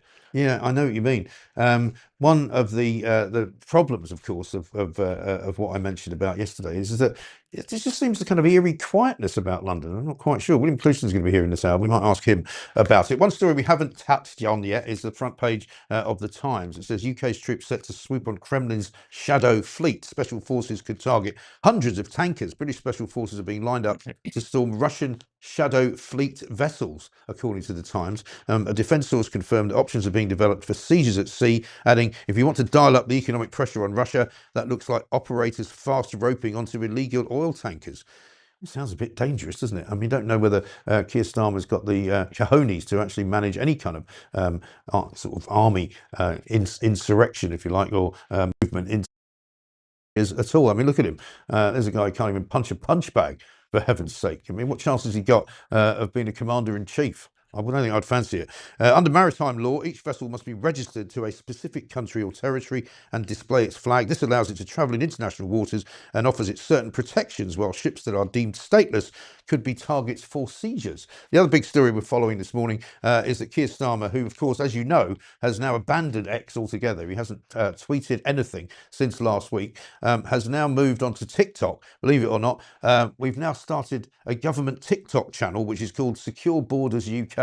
According to a piece in The Sun today, the TikTok account launches today with footage of illegal migrants and foreign criminals being arrested, detained and deported. Well, I don't know where they're getting that footage from, because they're not arresting and detaining and deporting anybody. According to the numbers in the Sun today, 41,472 people have crossed the channel in small boats illegally in the past year. Out of 8,971 of them have been detained, only just over 1,000 have actually been kicked out of the country.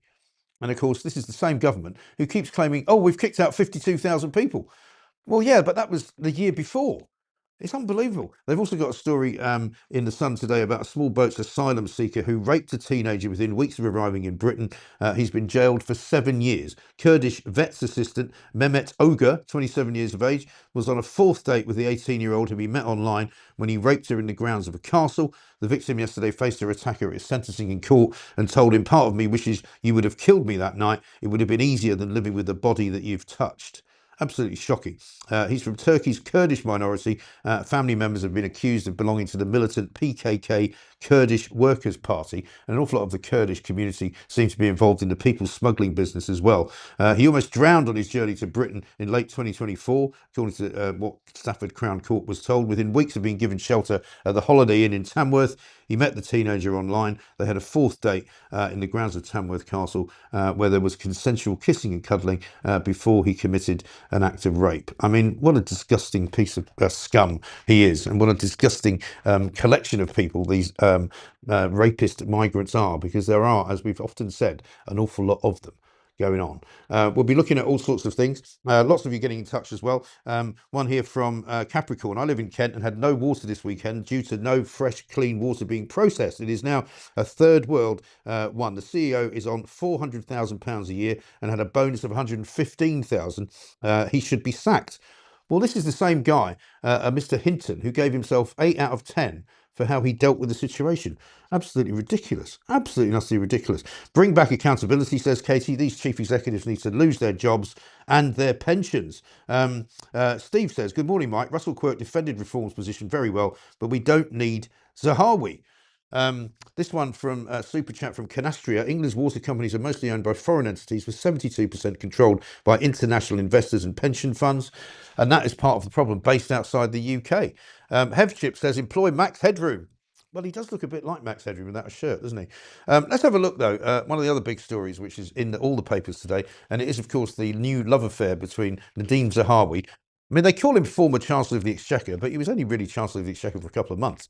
But he was what you might call a relatively big beast in the Tory cabinet, working with Boris Johnson and Rishi Sunak.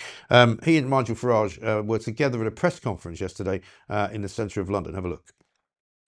Zahawi, on this point about COVID vaccines, I hear the point about free speech, but the doctor previously mentioned told Reform's conference that the vaccines that you rolled out may have caused the King's cancer. And he was described by David Bull as someone who worked with him to write Reform's health policy. So do you reject those views? And if they have shaped Reform's health policy, will you try to change it? I think you'll find David Bull actually spoke about vaccines on Friday night at our event that we held down at the Excel Centre with just shy of 3,000 people launching our London campaign. And I think you'll find, if you look at what Dr. David Bull, our chairman, said, how proud he was of the work, actually for centuries, that London had done and led the way in with vaccines. And as Nadhim said previously, you know, we get all sorts of speakers from all over the world, some of whom have different opinions. Can I just come in, Tony? Please. I expected more from you, right? That was a really stupid question, right? And it doesn't even deserve an answer. So try again next time. One more time with a stupid question. Did you seek any assurances from Mr. Farage or anyone else about Reform's policy on vaccines before you joined? Right, let me take that again. I still think it's a stupid question, and I'll tell you for why. I know you want to persist on this because you just heard from the leader of the Reform Party that David Bull spoke about this and was very clear on this, and you're still going on about, you know, were vaccines efficacious or not. I would not be sitting here, nor would Nigel be sitting next to me, if we didn't agree that we did the right thing for the nation to get the vaccine programme to the success that it achieved, the fastest vaccine rollout in Europe, if not in the world. And so that is why I think it's a stupid question. That's Nadhim Zahawi there talking to the assembled media with Nigel Farage. Some Reform voters are not happy that Nigel Farage seems to be sort of cherry-picking more and more former Tory cabinet ministers and former sort of, you know, big beasts of the Tory party. Some people seem to think that that's not where they should be going. But William Clouston's here with me. William, very good morning to you from the SDP. We'll talk about that in a minute. Lots of things to discuss this morning, but I think we should probably kick off with the story that we were leading off with there about the Prime Minister's latest brainwave to stop the boats. According to The Sun, he's going to open an account on TikTok, which is apparently going to dissuade people from coming. I mean, we had an earlier conversation this morning with Russell Quirk, and we were saying, advising this guy. I mean, who in their right mind thinks putting something on TikTok is going to stop people from coming? Yeah, no, it's detached from reality, isn't it? Totally. It's because they were dominated by comms people. He thinks that'll change, it won't change anything. We could change it. We know what to do, but they won't do it. We're led by a government that can't possibly do it. Pick every single one that arrives unsolicited, send them to Ascension for 2 years to think about it, and then send them back to where they're from. That would solve it. No one's doing that. No one's spending €5,000 to do that. Although I seem to remember when that was suggested before, the woke sort of armed forces that we now have refused to fly people. I think the RAF said, we won't fly anyone to Ascension Island. Well, if the SDP was in government, they wouldn't be armed forces for long, would they? They'd just be sacked if they didn't do that. No, I mean, the Australians have proved this. It's not a secret, Mike. Right. It's not a secret. The Australians had this system, Yeah. and it worked. So you can do that. He can have a TikTok account if he likes. Yeah. Waste some time. Perhaps he's addicted. Yes. Well, I mean, he must be missing putting those ridiculously useless posts on X, because, of course, he hasn't posted on X since last week because he wants to get rid of it. Yeah. And he wants to ban it. So I suppose he would think it would be hypocritical of him if he was still posting on there. Yeah, a lot of the wokies have left X. Where did they go? Blue Sky somewhere? Blue Sky. Well, I've got this very morning actually. Layla Moran, the pansexual Lib Dem MP, said, "My time on X has come to an end." Like a big dramatic announcement, right? "I can't sleep knowing that I'm leading traffic to a site that actively enables sexual exploitation of women and children. Instead, you can find me on Blue Sky, Facebook, and Instagram. Links below. See you there." She obviously hasn't delved very deep into Instagram, because I seem to remember Mark Zuckerberg answering questions in front of a congressional committee last year, where people were saying to him, how is it possible for people to gain access to paedophile images on Instagram? And his answer was, well, we can't ever be sure that they're not. Yeah. So therefore we allow them. Well, I think all the AI generated stuff is on all of these programs. Any AI will do it. I mean, it is an issue. Someone this morning said that Layla Moran was leaving. I thought, thank the Lord, but she's just leaving. Just leaving X. I know. Right. What do you make of this whole X situation, though? Because I mean, serious. It's very serious, because I think, and as people who are not particularly right wing have said to me, if Keir Starmer succeeds in banning a social media platform, then we're all in serious trouble. It can't happen. So X is the crown jewels of free speech across the world, and in the Anglosphere particularly. And a lot of people, because as you know, everything is filtered through the BBC. They give you the news that you want. And most people who want to find out what's going on in the world go to X and look at it first. And it's pretty. I find it to be my main source of news. Actually. It is. That's and that data says it is. So this is the issue. What I'm worried about is, I mean, some of this AI stuff is getting out of control. Sharing deep fakes is illegal anyway on the data sharing. They don't actually enforce that. But the public has to be worried about a government that arrests so many people on just normal tweets that they could if they wanted to. So I would say be careful about that. And I think, I mean, I would urge Grok to look at what they're producing here, because I don't, any parent doesn't want this. No. So I think that's. I mean, I haven't seen the worst excesses of it. I mean, I've seen bikinis and things. I've seen people in bikinis, and I'm sure if that's being done to you, as a woman, it's not pleasant. No. But equally, people who I've spoken to about the technology say that Grok could block that quite easily. Well, I think if they wanted to. I think they should, and I think for the sake of free speech, it's not worth. By the way, I don't actually think in the end, because of power politics, I don't think Starmer's government or Ofcom could ban X outright. Well, I don't see how even physically they could do it, really.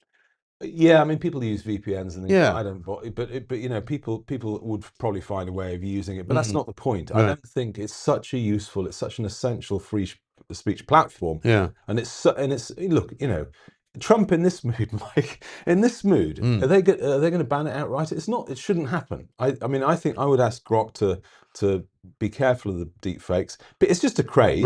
People are using it, and everyone's and it will move on. And it moves on probably. But I think from a free speech point of view, again, the gloves are off.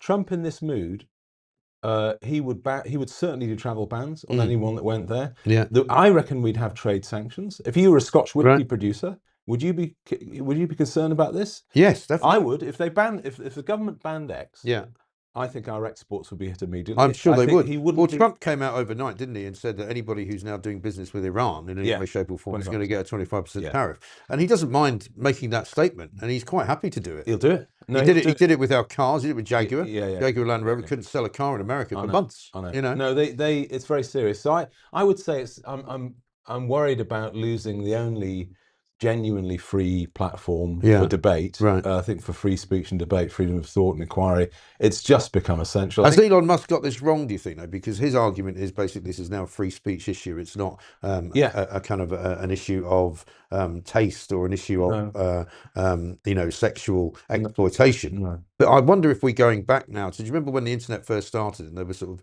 internet absolutists who said, well, you've got to allow there to be porn, you've got to allow there to be violence, you've got to allow there to be everything, because the internet cannot be in any way manacled. I'm not sure that that's right. I don't think I don't think this is a free speech issue in the same sense. I think to lose, I put it the other way, to lose the value that we get out of free speech and open debate and sharing facts about the world on X. Yeah. It's not worth losing that incredibly valuable thing because someone wants to mess around with Grok and produce images and share deepfakes. Right. Sharing deepfakes is already illegal. They just don't implement it. The act is there. I think it's the Data Sharing Act or whatever from last year.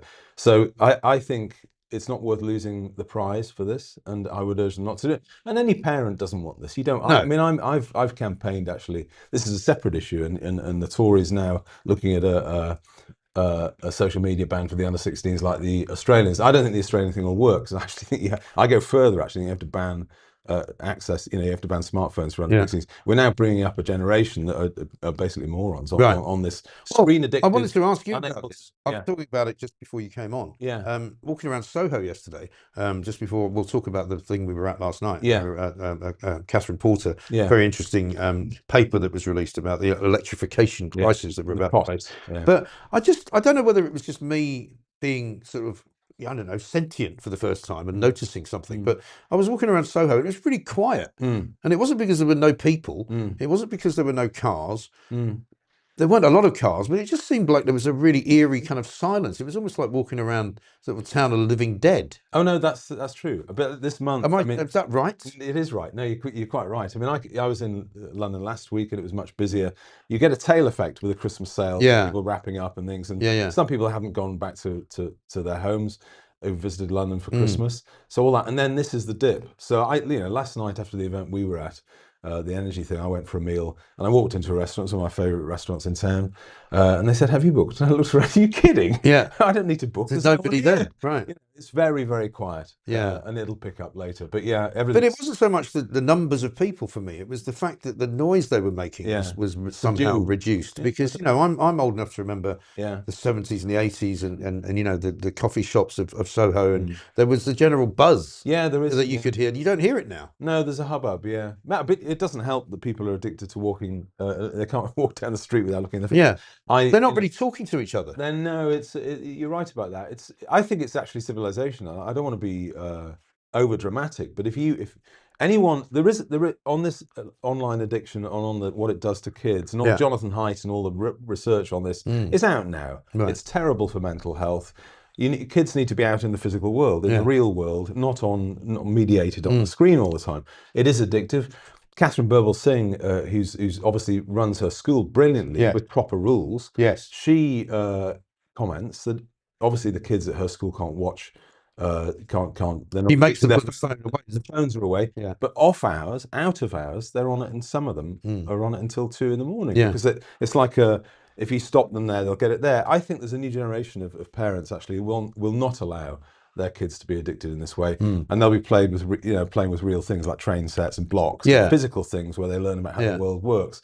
And I bring it on. So I don't know. I think we're going in the right direction on it, but I don't think we're going anywhere near as far for children. No. I think. Well, Kemi Badenoch was talking on Sunday about it when she was on with Laura Kunsberg, saying her daughter is now old enough to have a phone. Yeah. Because I've always said, as a parent, I think when they go to secondary school, that's kind of when you want to give them a phone, because they're quite often away from the house on their own quite a lot, and all of that. Actually, let's read this from Charlotte. If adult brains are getting addicted and struggling with the overload of social media, just think what that does to a child's brain. Exactly. Well, yeah.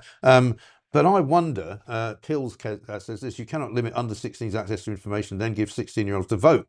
Their view will be that of their teachers or their parents at 16. Well, that's an interesting one as well, because, of course, the Labour Party wants to give them the vote, having told them they can't use a phone. That's right. But I wonder as well whether it's possible to do the banning thing for under 16s. You can't. No, but you can ban the device. You see, this is the point I made. We had a little group and we talk about it a lot. We started a couple of years ago. We have influenced it, and a lot of people, Miriam Cates and Catherine and other people got together, concerned parents. And the first question was, can you ban social media? And then someone said, well, what is social media? Any WhatsApp chat is social media. What you struggle to define it, Mike. Yes. Never mind ban it. I think the only thing you can do, particularly with young kids, is not allow them internet access devices. And, look, would you allow an 8-year-old boy free access on a phone to the world? No. You'd be very foolish. You'd be idiotic, You can't do this. So my argument is that you have to ban the actual devices, the things, screens and the smartphones. You shouldn't give a child a smartphone. How does that manifest itself, though? I mean, if you're a parent, say, for example, and you I don't know, take your kids out to a restaurant, Yeah. or you take them out to McDonald's or whatever, Yeah. and as you're sitting there, they say the 2-year-old gets a little bit antsy, and you just give them your phone, and Yeah, they I go know. like that, and then the police turn up and arrest you all. But that's the I mean, parents' addiction, though. That is the parents' yeah, addiction. but I think we've all sort of done that, haven't we? Yeah. But we've also seen families that go out for a Sunday lunch and look into the blinking phone. Yeah. So I think it's bad all round. I think adults are bad enough. It's a real problem. The next generation. I am optimistic. I think the people that are having kids right now, a lot of them will not let their tiny toddlers go near a phone, and they want to protect them from this. Yes. And at least they know now. The curve of damage that Jonathan Haidt and all the evidence gave, particularly with girls, the anxiety levels are off the. Yeah. Well, one of the things that we don't probably understand, you and I, because we're too old, is something like Snapchat. Yeah. I mean, I don't really even get Snapchat. Don't know about it. But I mean, I know about everyone sort of from 23 down is on Snapchat. Yeah. They don't even go anywhere near Twitter or Facebook. That's all old hat. Yes. But only yesterday, the Telegraph had a story. I think it was saying that children now as young as 2 are spending a couple of hours a day on a screen. And they come, and Mike, then they come, and they can't speak. And then but they're not, and they're turning up to school, and this is a reality on the data in this country. They're turning up to school at 5, not potty trained, right, and addicted to screens, but non-verbal. They call it non-verbal, so they can hear, they know what you're saying, but they don't speak, because no one's interacted with them. The key period is the first 2 years. That's when the brain. Coach and I were talking about this yesterday. There are some people that you meet now in sort of the general kind of workspace or wherever you are, and an awful lot of younger people. And I don't wish to be making generalizations, but I'm about to make one, obviously. A lot of younger people in their sort of 20s. Are what I would describe as non-verbal. They don't sort of say hello to you. They're not. They don't look at you. They don't really look at you. They sort of avoid your eyes. Where I notice it more in the countryside. When I take the dog out for a walk, people say good morning. I see that. Right. But not here. My wife will say, good morning. Yeah. Try and get some reaction. Yeah. No, it's true. And actually, people in offices have noticed this. It is polarized because there's plenty of young people that are highly articulate and engaged and so on. But there is a middle group that aren't quite so much like that. And you'll see it in offices where people will tell you, Mike, those that have turned up to the office, will tell you that young people will be literally emailing a colleague down the corridor almost in the next room, instead of saying, hey, what's up, what's going on, and they're a lot of them are terrified of ringing up, they'll message you, they won't use the phone, they won't want to speak to you. No, I mean, they've got a phone, but they don't actually use it to call anyone. Right? But we used to have that when sort of newspapers became infested with modern technology, and it was when the Murdoch Empire first moved to Wapping, and I used to have a lot of friends who worked there. I was in America at the time, and they were all asking exactly those questions, like, well, why wouldn't I just shout over there? Face to face. And we've got this messaging system. I know. And one guy said, he was a sub-editor, and he said to the trainer, who had no sense of humour at all, he said, if I hit shift and end, does my shift end? Yes. The guy was like, didn't know what he was talking about. I know. No, I'm not look, I'm not a libertarian. I'm not really much of a liberal, Mike, to be honest, as you know. And I think the people that say just leave it, it doesn't matter. No, I think there is a role for some controls on this, just for sensible ones. But hey, they're not getting rid of free speech on Twitter, because we rely on X for free speech, and we've got to have it. I mean, what can we do? I say, for example, he does try and pull this off. I really don't think he will, because I think he doesn't have the cojones to do it for a start. But what could we do as people if he tried? Migrate. You'd have to use a tech migration of some kind. So there'd probably be some techie way, but you'd lose if it's harder. Some people would drop off the platform. You're quite right about the platforms. People our age, and actually, Paddy O'Flynn used to call it political Twitter. Which is what it is. It's the political platform is X, and if you want to know and talk about politics and share ideas like that, that's where we do it. It's vital. We can't lose it on this. No, it's very important. Let's talk about last night. We were both at the launch of a new paper from Catherine Porter, who was actually on the show last week talking about it. She's a very, very smart woman, talks an awful lot of sense about net zero, and actually delves into the real figures and the real actual numbers and the real statistics that Ed Miliband's kind of purporting to produce every single week. Because, all we hear from him is that, we're cleaning up the energy sector, we're going to give you £150 off your bill, all of this complete nonsense, right? The piece of the paper today kind of based around loosely what she was saying last night about how we're not likely to have enough electricity to go around. And now the true figure of his net zero dream is actually, according to the Mail, nearly £8 trillion. Yeah. 8 trillion. It's astonishing. I don't even know how much that is. Well, it's several times the entire British economy. Right. So when we produced our energy abundance paper last year, we calculated that the losses because of net zero were 3 trillion. 3 trillion, bigger than the size of the economy. That's the loss in productivity. Yeah. This report is looking going forward. If we don't do anything, what happens? And Catherine's pointing out actually just grid stabilization. You know why they like smart meters, Mike? It's because they want to ration energy. Yes. They don't want to produce it. They want to scare people into not using it. That's the real reason. You say your smart meter and you've gone over your daily limit. And it gives them, I mean, I don't know if I'm probably in their sort of wet dreams, they'd like to do that. Whether they would actually do it, I don't know. But you never know with this lot. What to actually ration it and say that's what the policy is. Yeah. The grid power has gone down. It peaked. So there's not enough. In our report we said you've got to have some urgently new gas-fired power stations to generate power, and we even suggested coal because it's cheaper. And they're terrified that we said coal's brilliant, but it's actually more energy dense and it's cheaper. Yeah. So it's an emergency, and then build some nuclear capacity. The problem is because of AI, everyone wants this. So if you said, you know, knock on the door of Siemens and say, would you build us a power plant? They say, yeah, see you in 10 years, because we're building one in Egypt, we're building one in Saudi. So there's a rush for energy capacity and generation at a time where they're pursuing these ludicrous wind power policies. Wind power is about the lowest energy density you can have. You need 400 times, up to 400 times more space to create it. Think about all the cables and all the. It's insane. Well, we had a story, I think, the first week of this year, saying that the biggest sort of offshore wind farm up in Scotland doesn't work. No. And in fact, the people that run it are paid more money to produce nothing, ludicrous, than they would be to produce. They can't tap it in. Yeah, but that's we've got it up in the Orkney Islands. So there's a new wind plant. You know, on one of the outer islands, you have to have an undersea cable, and its landform gets to Finston, then it's got to go underneath it to Penland Firth, and it's not where you need it. Meanwhile, there's a nuclear power station, and they can't move the energy, can they? No, well, it's just not in the right place, and because it's like a sort of, if you can imagine, like a series of tentacles going off into every little wind power area. You need lots of it. If you know, there's a nuclear power station in Hartlepool. If they just renewed that, it's in the right place to serve the northeast with reliable. And this is the other thing that people have got to get. It's really simple to understand. Oil and gas is so efficient, you can tax it. Wind power and renewables are so inefficient, you have to subsidise it to the. You have to subsidise it. And that's the difference, and that's why it's so costly. Well, look at this ridiculous organisation called GB Energy. I mean, we have to make fun of it all the time with Jürgen, the former head of Siemens. Fun of it. Jürgen Meyer, I think his second name is. Yeah. He runs literally a paper elephant. Yeah. There's nothing going on. I wouldn't, if the state said, I'm going to roll my sleeves up and create something like CGB again and produce actual power, build nuclear power stations, no one would be happier than me. But GB Energy is just a Labour. It's another bit of comms. Actually, it's not producing anything at all. And all it is a sort of a ferrying depot, isn't it, for money? It's to come in. It brings money in from usually government sources or subsidises and subsidises companies to do things that they wouldn't do otherwise. I know. And meanwhile, I mean, it's mad. Yeah. And so that's the other thing. And the other thing when I speak about energy, and it was a good event last night, well attended by a lot of people. It was. You know, and the wine was very good as well.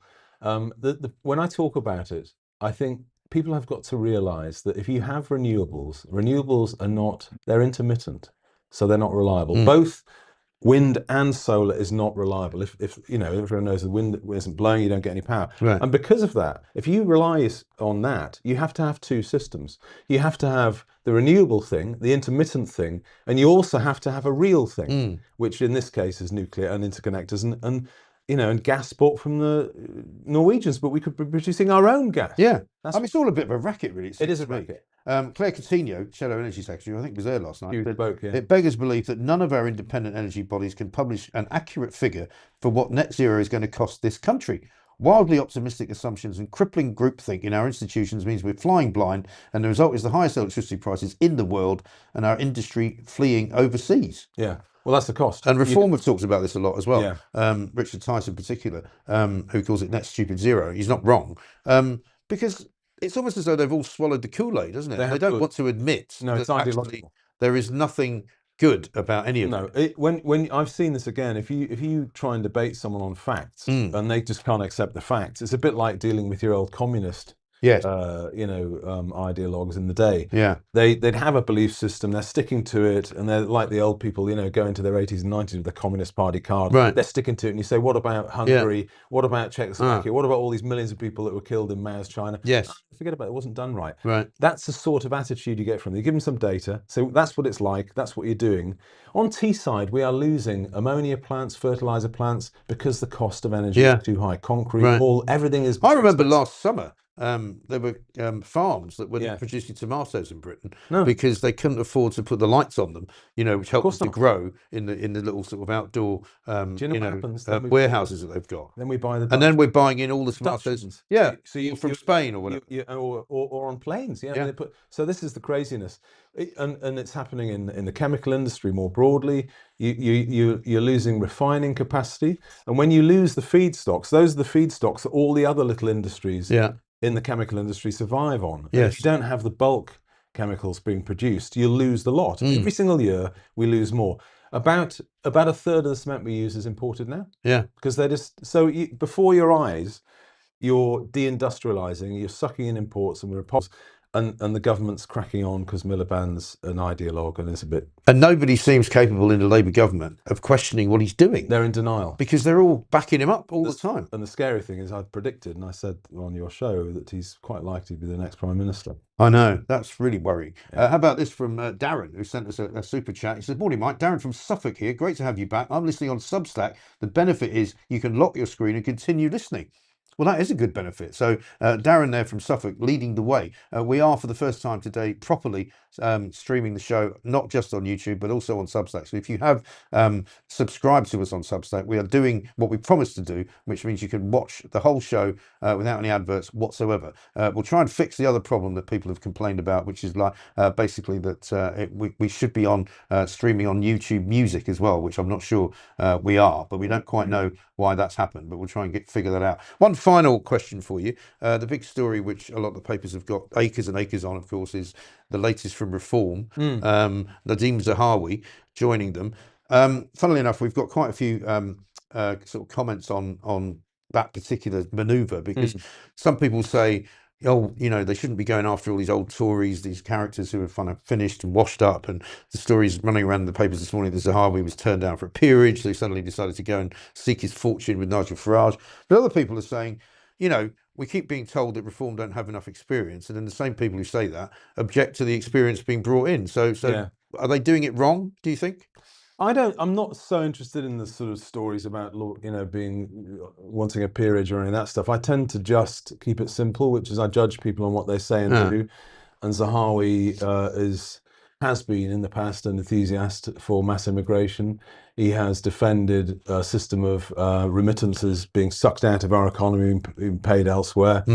And he's had one or two of his own issues. So I'm not particularly impressed, to be honest with you, but I would say that, wouldn't I? I suppose so. I mean, but Nigel Farage, I suppose, damned if he does, damned if he doesn't. If he does need people experienced in running the government or being in cabinet, I realise it's not necessarily the case that you should then pick anyone who's ever done it. I know, but I'll play it as it lays. I think Danny Kruger, cracking signing, brilliant, serious politician with a lot of experience. I have a lot of respect for Danny. So I'll just, I don't rate Zahawi. I don't think he's a particularly good signing. But there you go. We'll see how it goes. Yeah. William, good to see you. Thank you care. very much indeed. William Clouston there from the Social Democrat Party, of course, a man that talks a great deal of sense about a great many things. We've got much more to do. Coming up, Dr. Claire Craig is going to join us. She'll have things to say, I'm sure, about what Nadeem Zahawi said yesterday about the COVID vaccines and much else besides. That's all coming up between now and 9 o'clock. If you haven't done it yet, sign up to our Substack, where you can watch us absolutely ad-free. Many of you still continue to watch the show, though, on the YouTube stream, and it's the Mike Graham Show, of course. Right now, though, it's time for Edward Hughes with the news.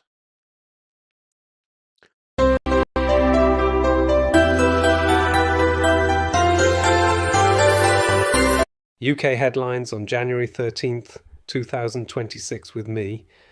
Edward Hughes Britain faces ongoing disruption from the Storm Goretti aftermath.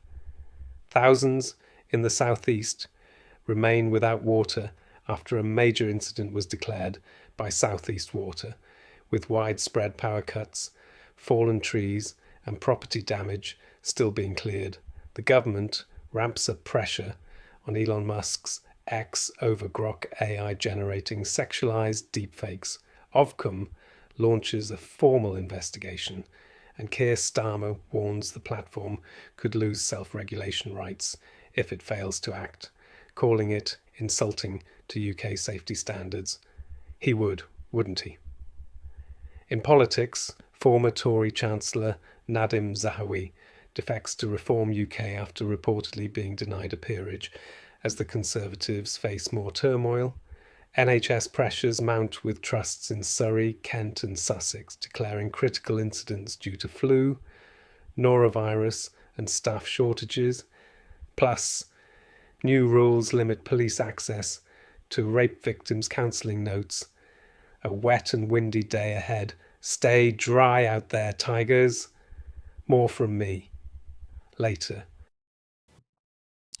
Thank you very much, Edward. Good to see you there. Edward Hughes with the news, the man of the moment, of course. Some people suggesting that he should put a shirt on. We'll see what we can do about that. Dean says this: who would you rather have in your party? Zahawi, a successful businessman, or this current lot in power, a bunch of never-have-been career politicians who are destroying this country?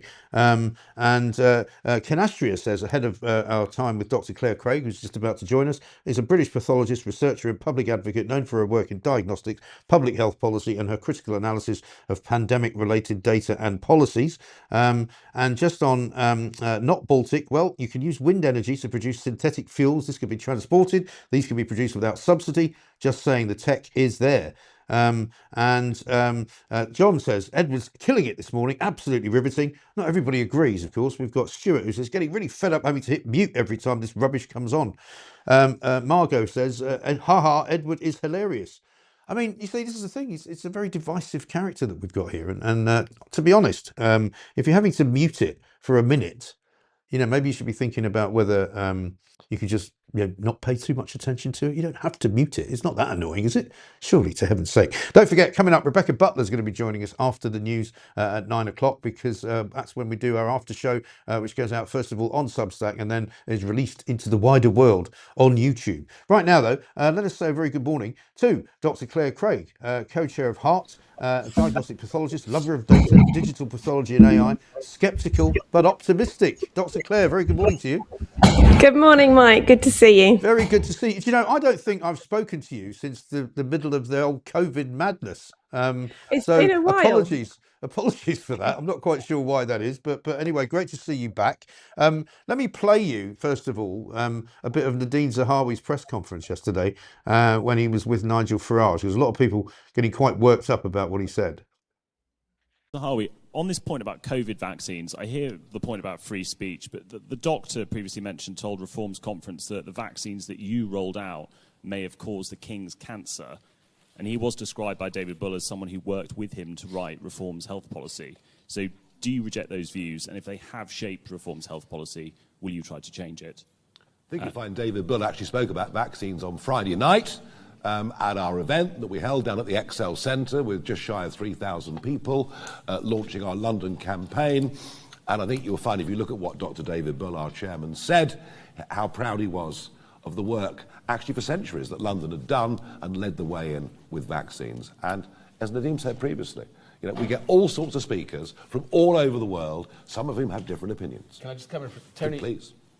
I expected more from you, right? That was a really stupid question, right? And it doesn't even deserve an answer. So try again next time. One more time with a stupid question. Did you seek any assurances from Mr. Farage or anyone else about Reform's policy on vaccines before you joined? Right, let me take that again. I still think it's a stupid question, and I'll tell you for why. I know you want to persist on this because you just heard from the leader of the Reform Party that David Bull spoke about this and was very clear on this, and you're still going on about, you know, were vaccines efficacious or not. I would not be sitting here, nor would Nigel be sitting next to me, if we didn't agree that we did the right thing for the nation to get the vaccine programme to the success that it achieved, the fastest vaccine rollout in Europe, if not in the world. And so that is why I think it's a stupid question. Nadine Zahawi can be accused of many things. I thought that was a bit arrogant of him to call it a stupid question, because a lot of people, Dr. Clare, would have wanted to hear a bit more of a considered answer there, wouldn't they? Oh, absolutely. And, when people have to shut down questions, it's because they have no answer, especially a politician. They can always come up with something to say. Yeah. So he's got absolutely nothing to say except shut up, because he knows what the situation is. Everybody does. Everybody caught it, didn't they?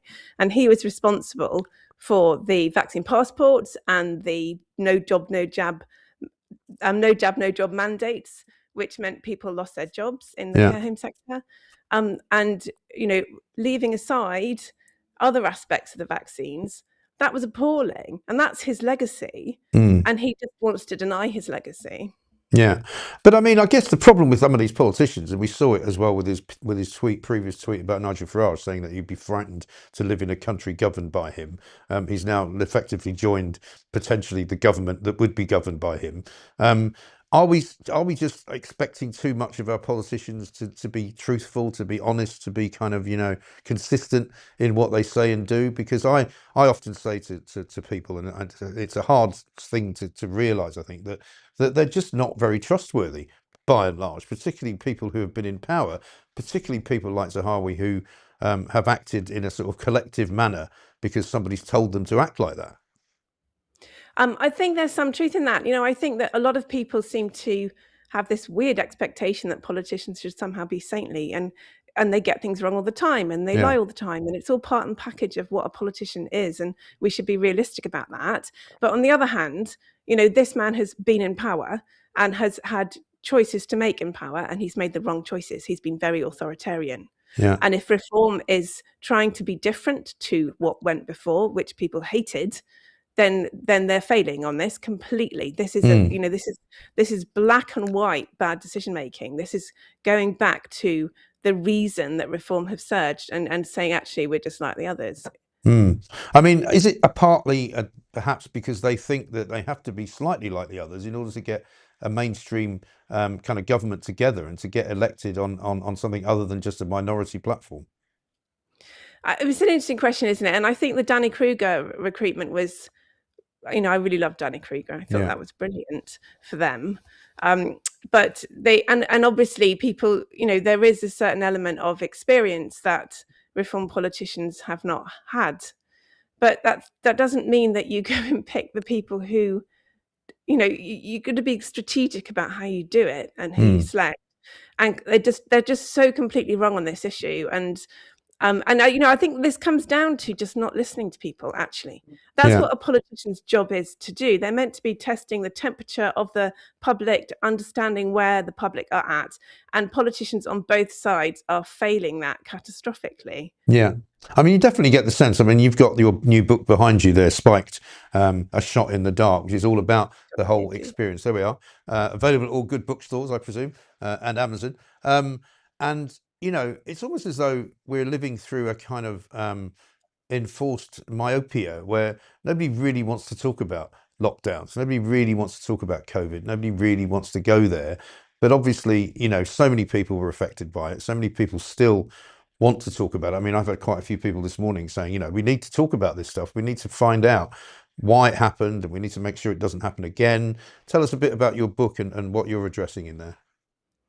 Right. So, since I last spoke to you, Mike, I've been very, very busy trying to write it all down, because I think, it needs to be written down. It needs to be somewhere that people can reference. It needs to be somewhere where all of those things that were said, all of the promises of a miracle, of 100% efficacy, all of that with references, as a kind of historical document, if nothing else. And so that's what I've been busy doing. And this new book covers exactly what Nadine Zahawi claims is nonsense. He says it was obvious that the vaccines worked. Well, they did not work, not in any way. So they not only didn't stop people catching it, they didn't prevent hospitalizations, and they didn't prevent deaths.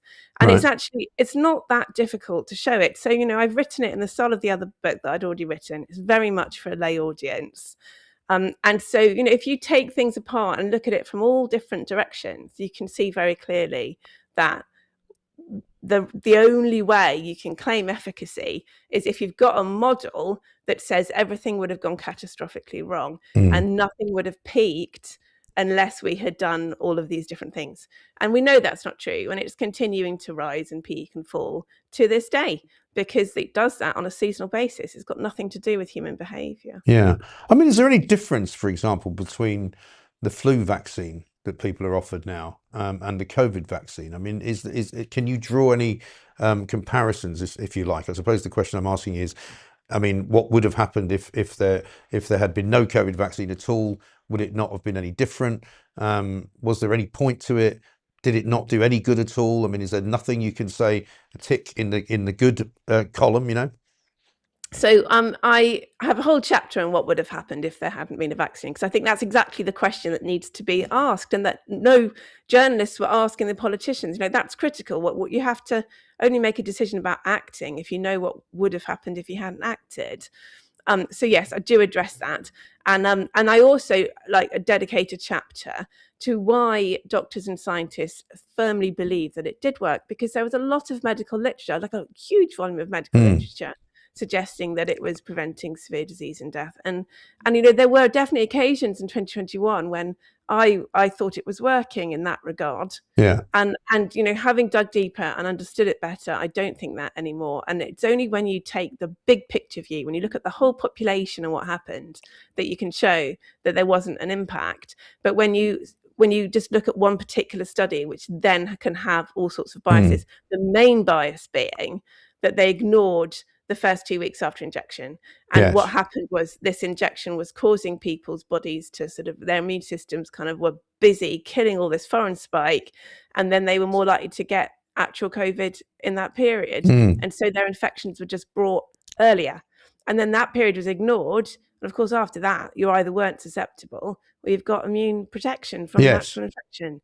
So then you can create this illusion of benefit just by looking at the wrong period and ignoring the difficult period. And in terms of flu vaccines are different. They're a different technology to start with, at least up to today. So, you know, these were a novel technology and a technology that had never really been got off the ground. It had been decades in the making, but they'd never managed to prove it was safe, even in cancer trials.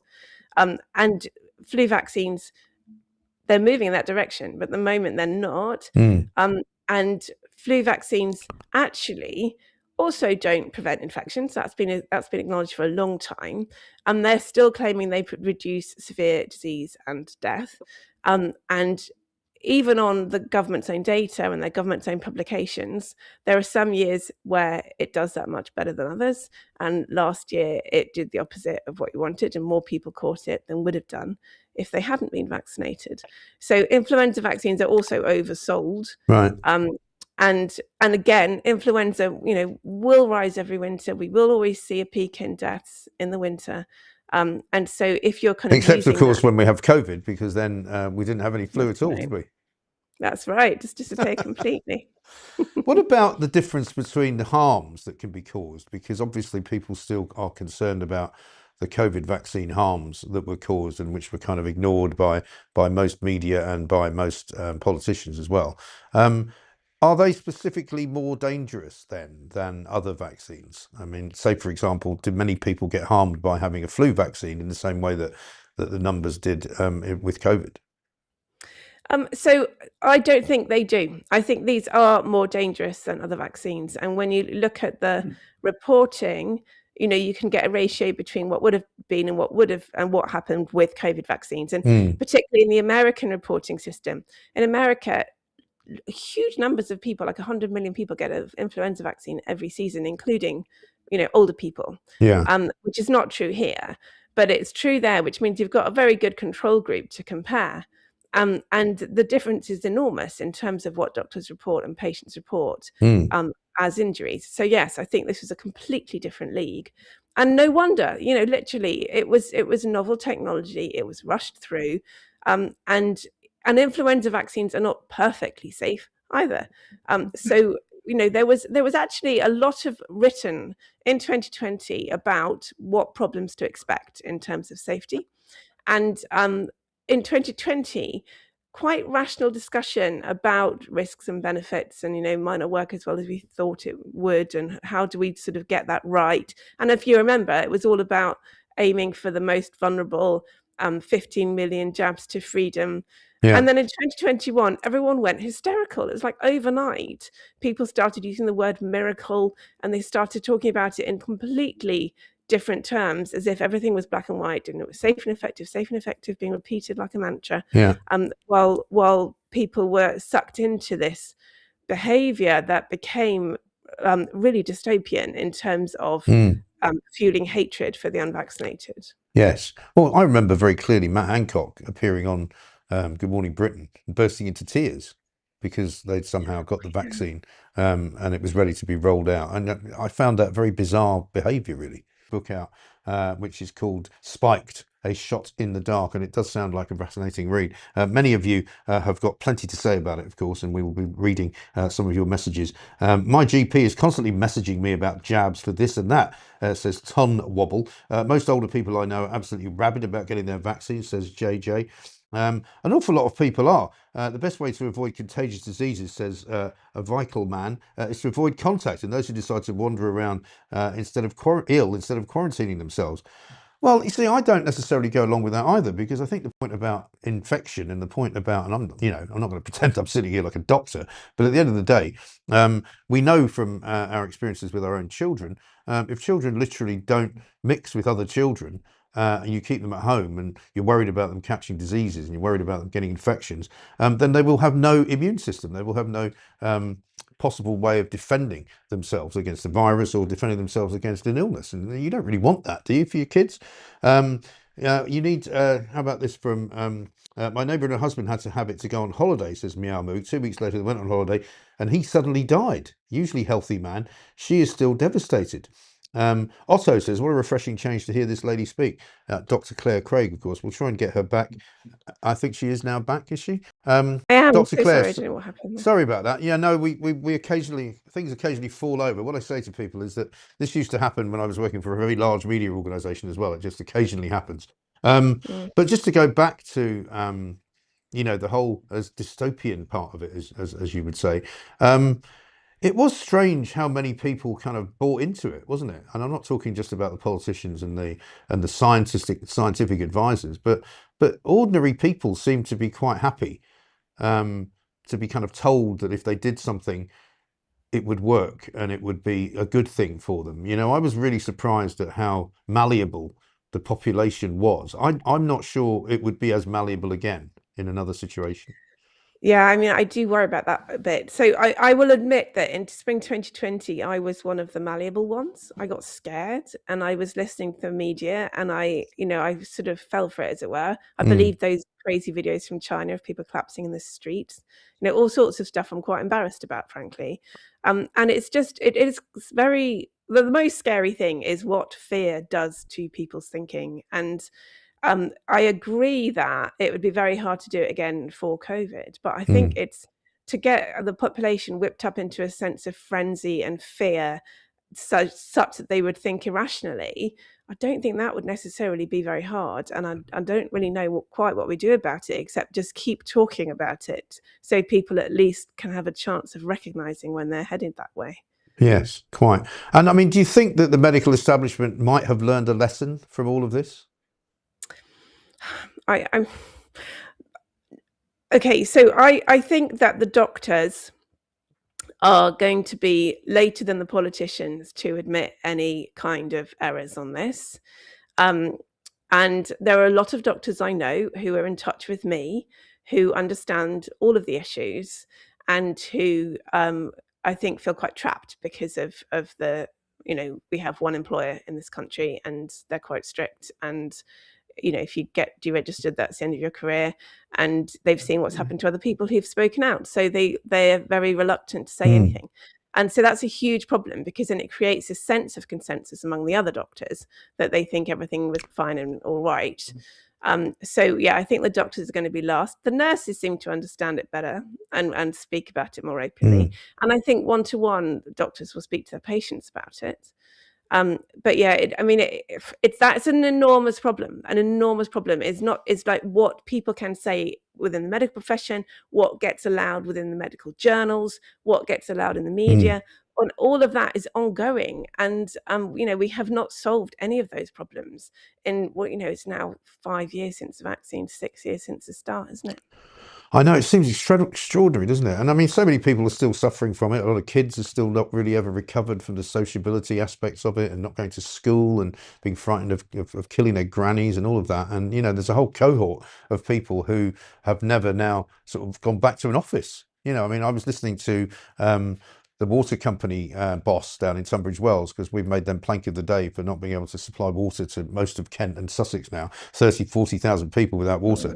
And one of the things that they said put extra pressure, for example, on the water system was all of these people in Tunbridge Wells who used to get on a train every morning and go to London to go to work. And suddenly they weren't doing that anymore. And instead they were working from home and using a lot more water. And it sounds kind of mad, but it's another one of those unintended consequences, Oh, that phrase was not used enough, was it? Unintended consequences. That's what politicians used to use all the time. Like, there was a kind of understanding that in politics that you should try not to do anything because of unintended consequences. So, no matter what's going on, the default should be try not to do anything. And yet that got turned on its head. So it became, well, we've got to try and prevent harm. So we've got to do this and we've got to do that, because not doing it would be against the precaution principle. They even used the term precaution principle and inverted its meaning. And Absolutely. So that's a whole cultural difference. That's a whole cultural shift that also needs to be reversed. So people have to go back to being small c conservative about interventions, because every intervention of any kind is going to cause some kind of unintended harm. It might be small, but there will be some. Yeah. Absolutely. Dr. Claire, great to talk to you. The fantastic Dr. Claire, says Carol in a super chat. I'll be buying her book. I remember her with you previously, Mike. She was one of the very few truth tellers at that time. Thank you, Claire and Mike. The truth will out. And congratulations on the new book called Spiked. I understand you're working on a new one with our friend Mike Fairclough as well. So we'll be talking to him about that coming up in due course. But Dr. Claire, great to have you back. Thank you so much for some very wise words. And we'll talk to you again very, very soon. Thank you. Thanks Dr. Claire, much, fantastic to have her back. As I say, we used to talk a lot during the early days of COVID. Right now, we're very nearly at the end of the show. We've got a Daily Heron picture for you from Lawrence, who sent it in. Lawrence Ibbotson, thank you very much indeed. Not sure where it's from, but we welcome a Daily Heron. And also from Donald, I was just going to highlight one story from Scotland. Don't chase the bad guys is what the instruction is from the police. Daily Record front page, police in not pursuit. Apparently the police have been told basically you don't follow villains in a car because of safety, health and safety. So basically if the driver decides just to put his foot down, you will have to watch them drive off.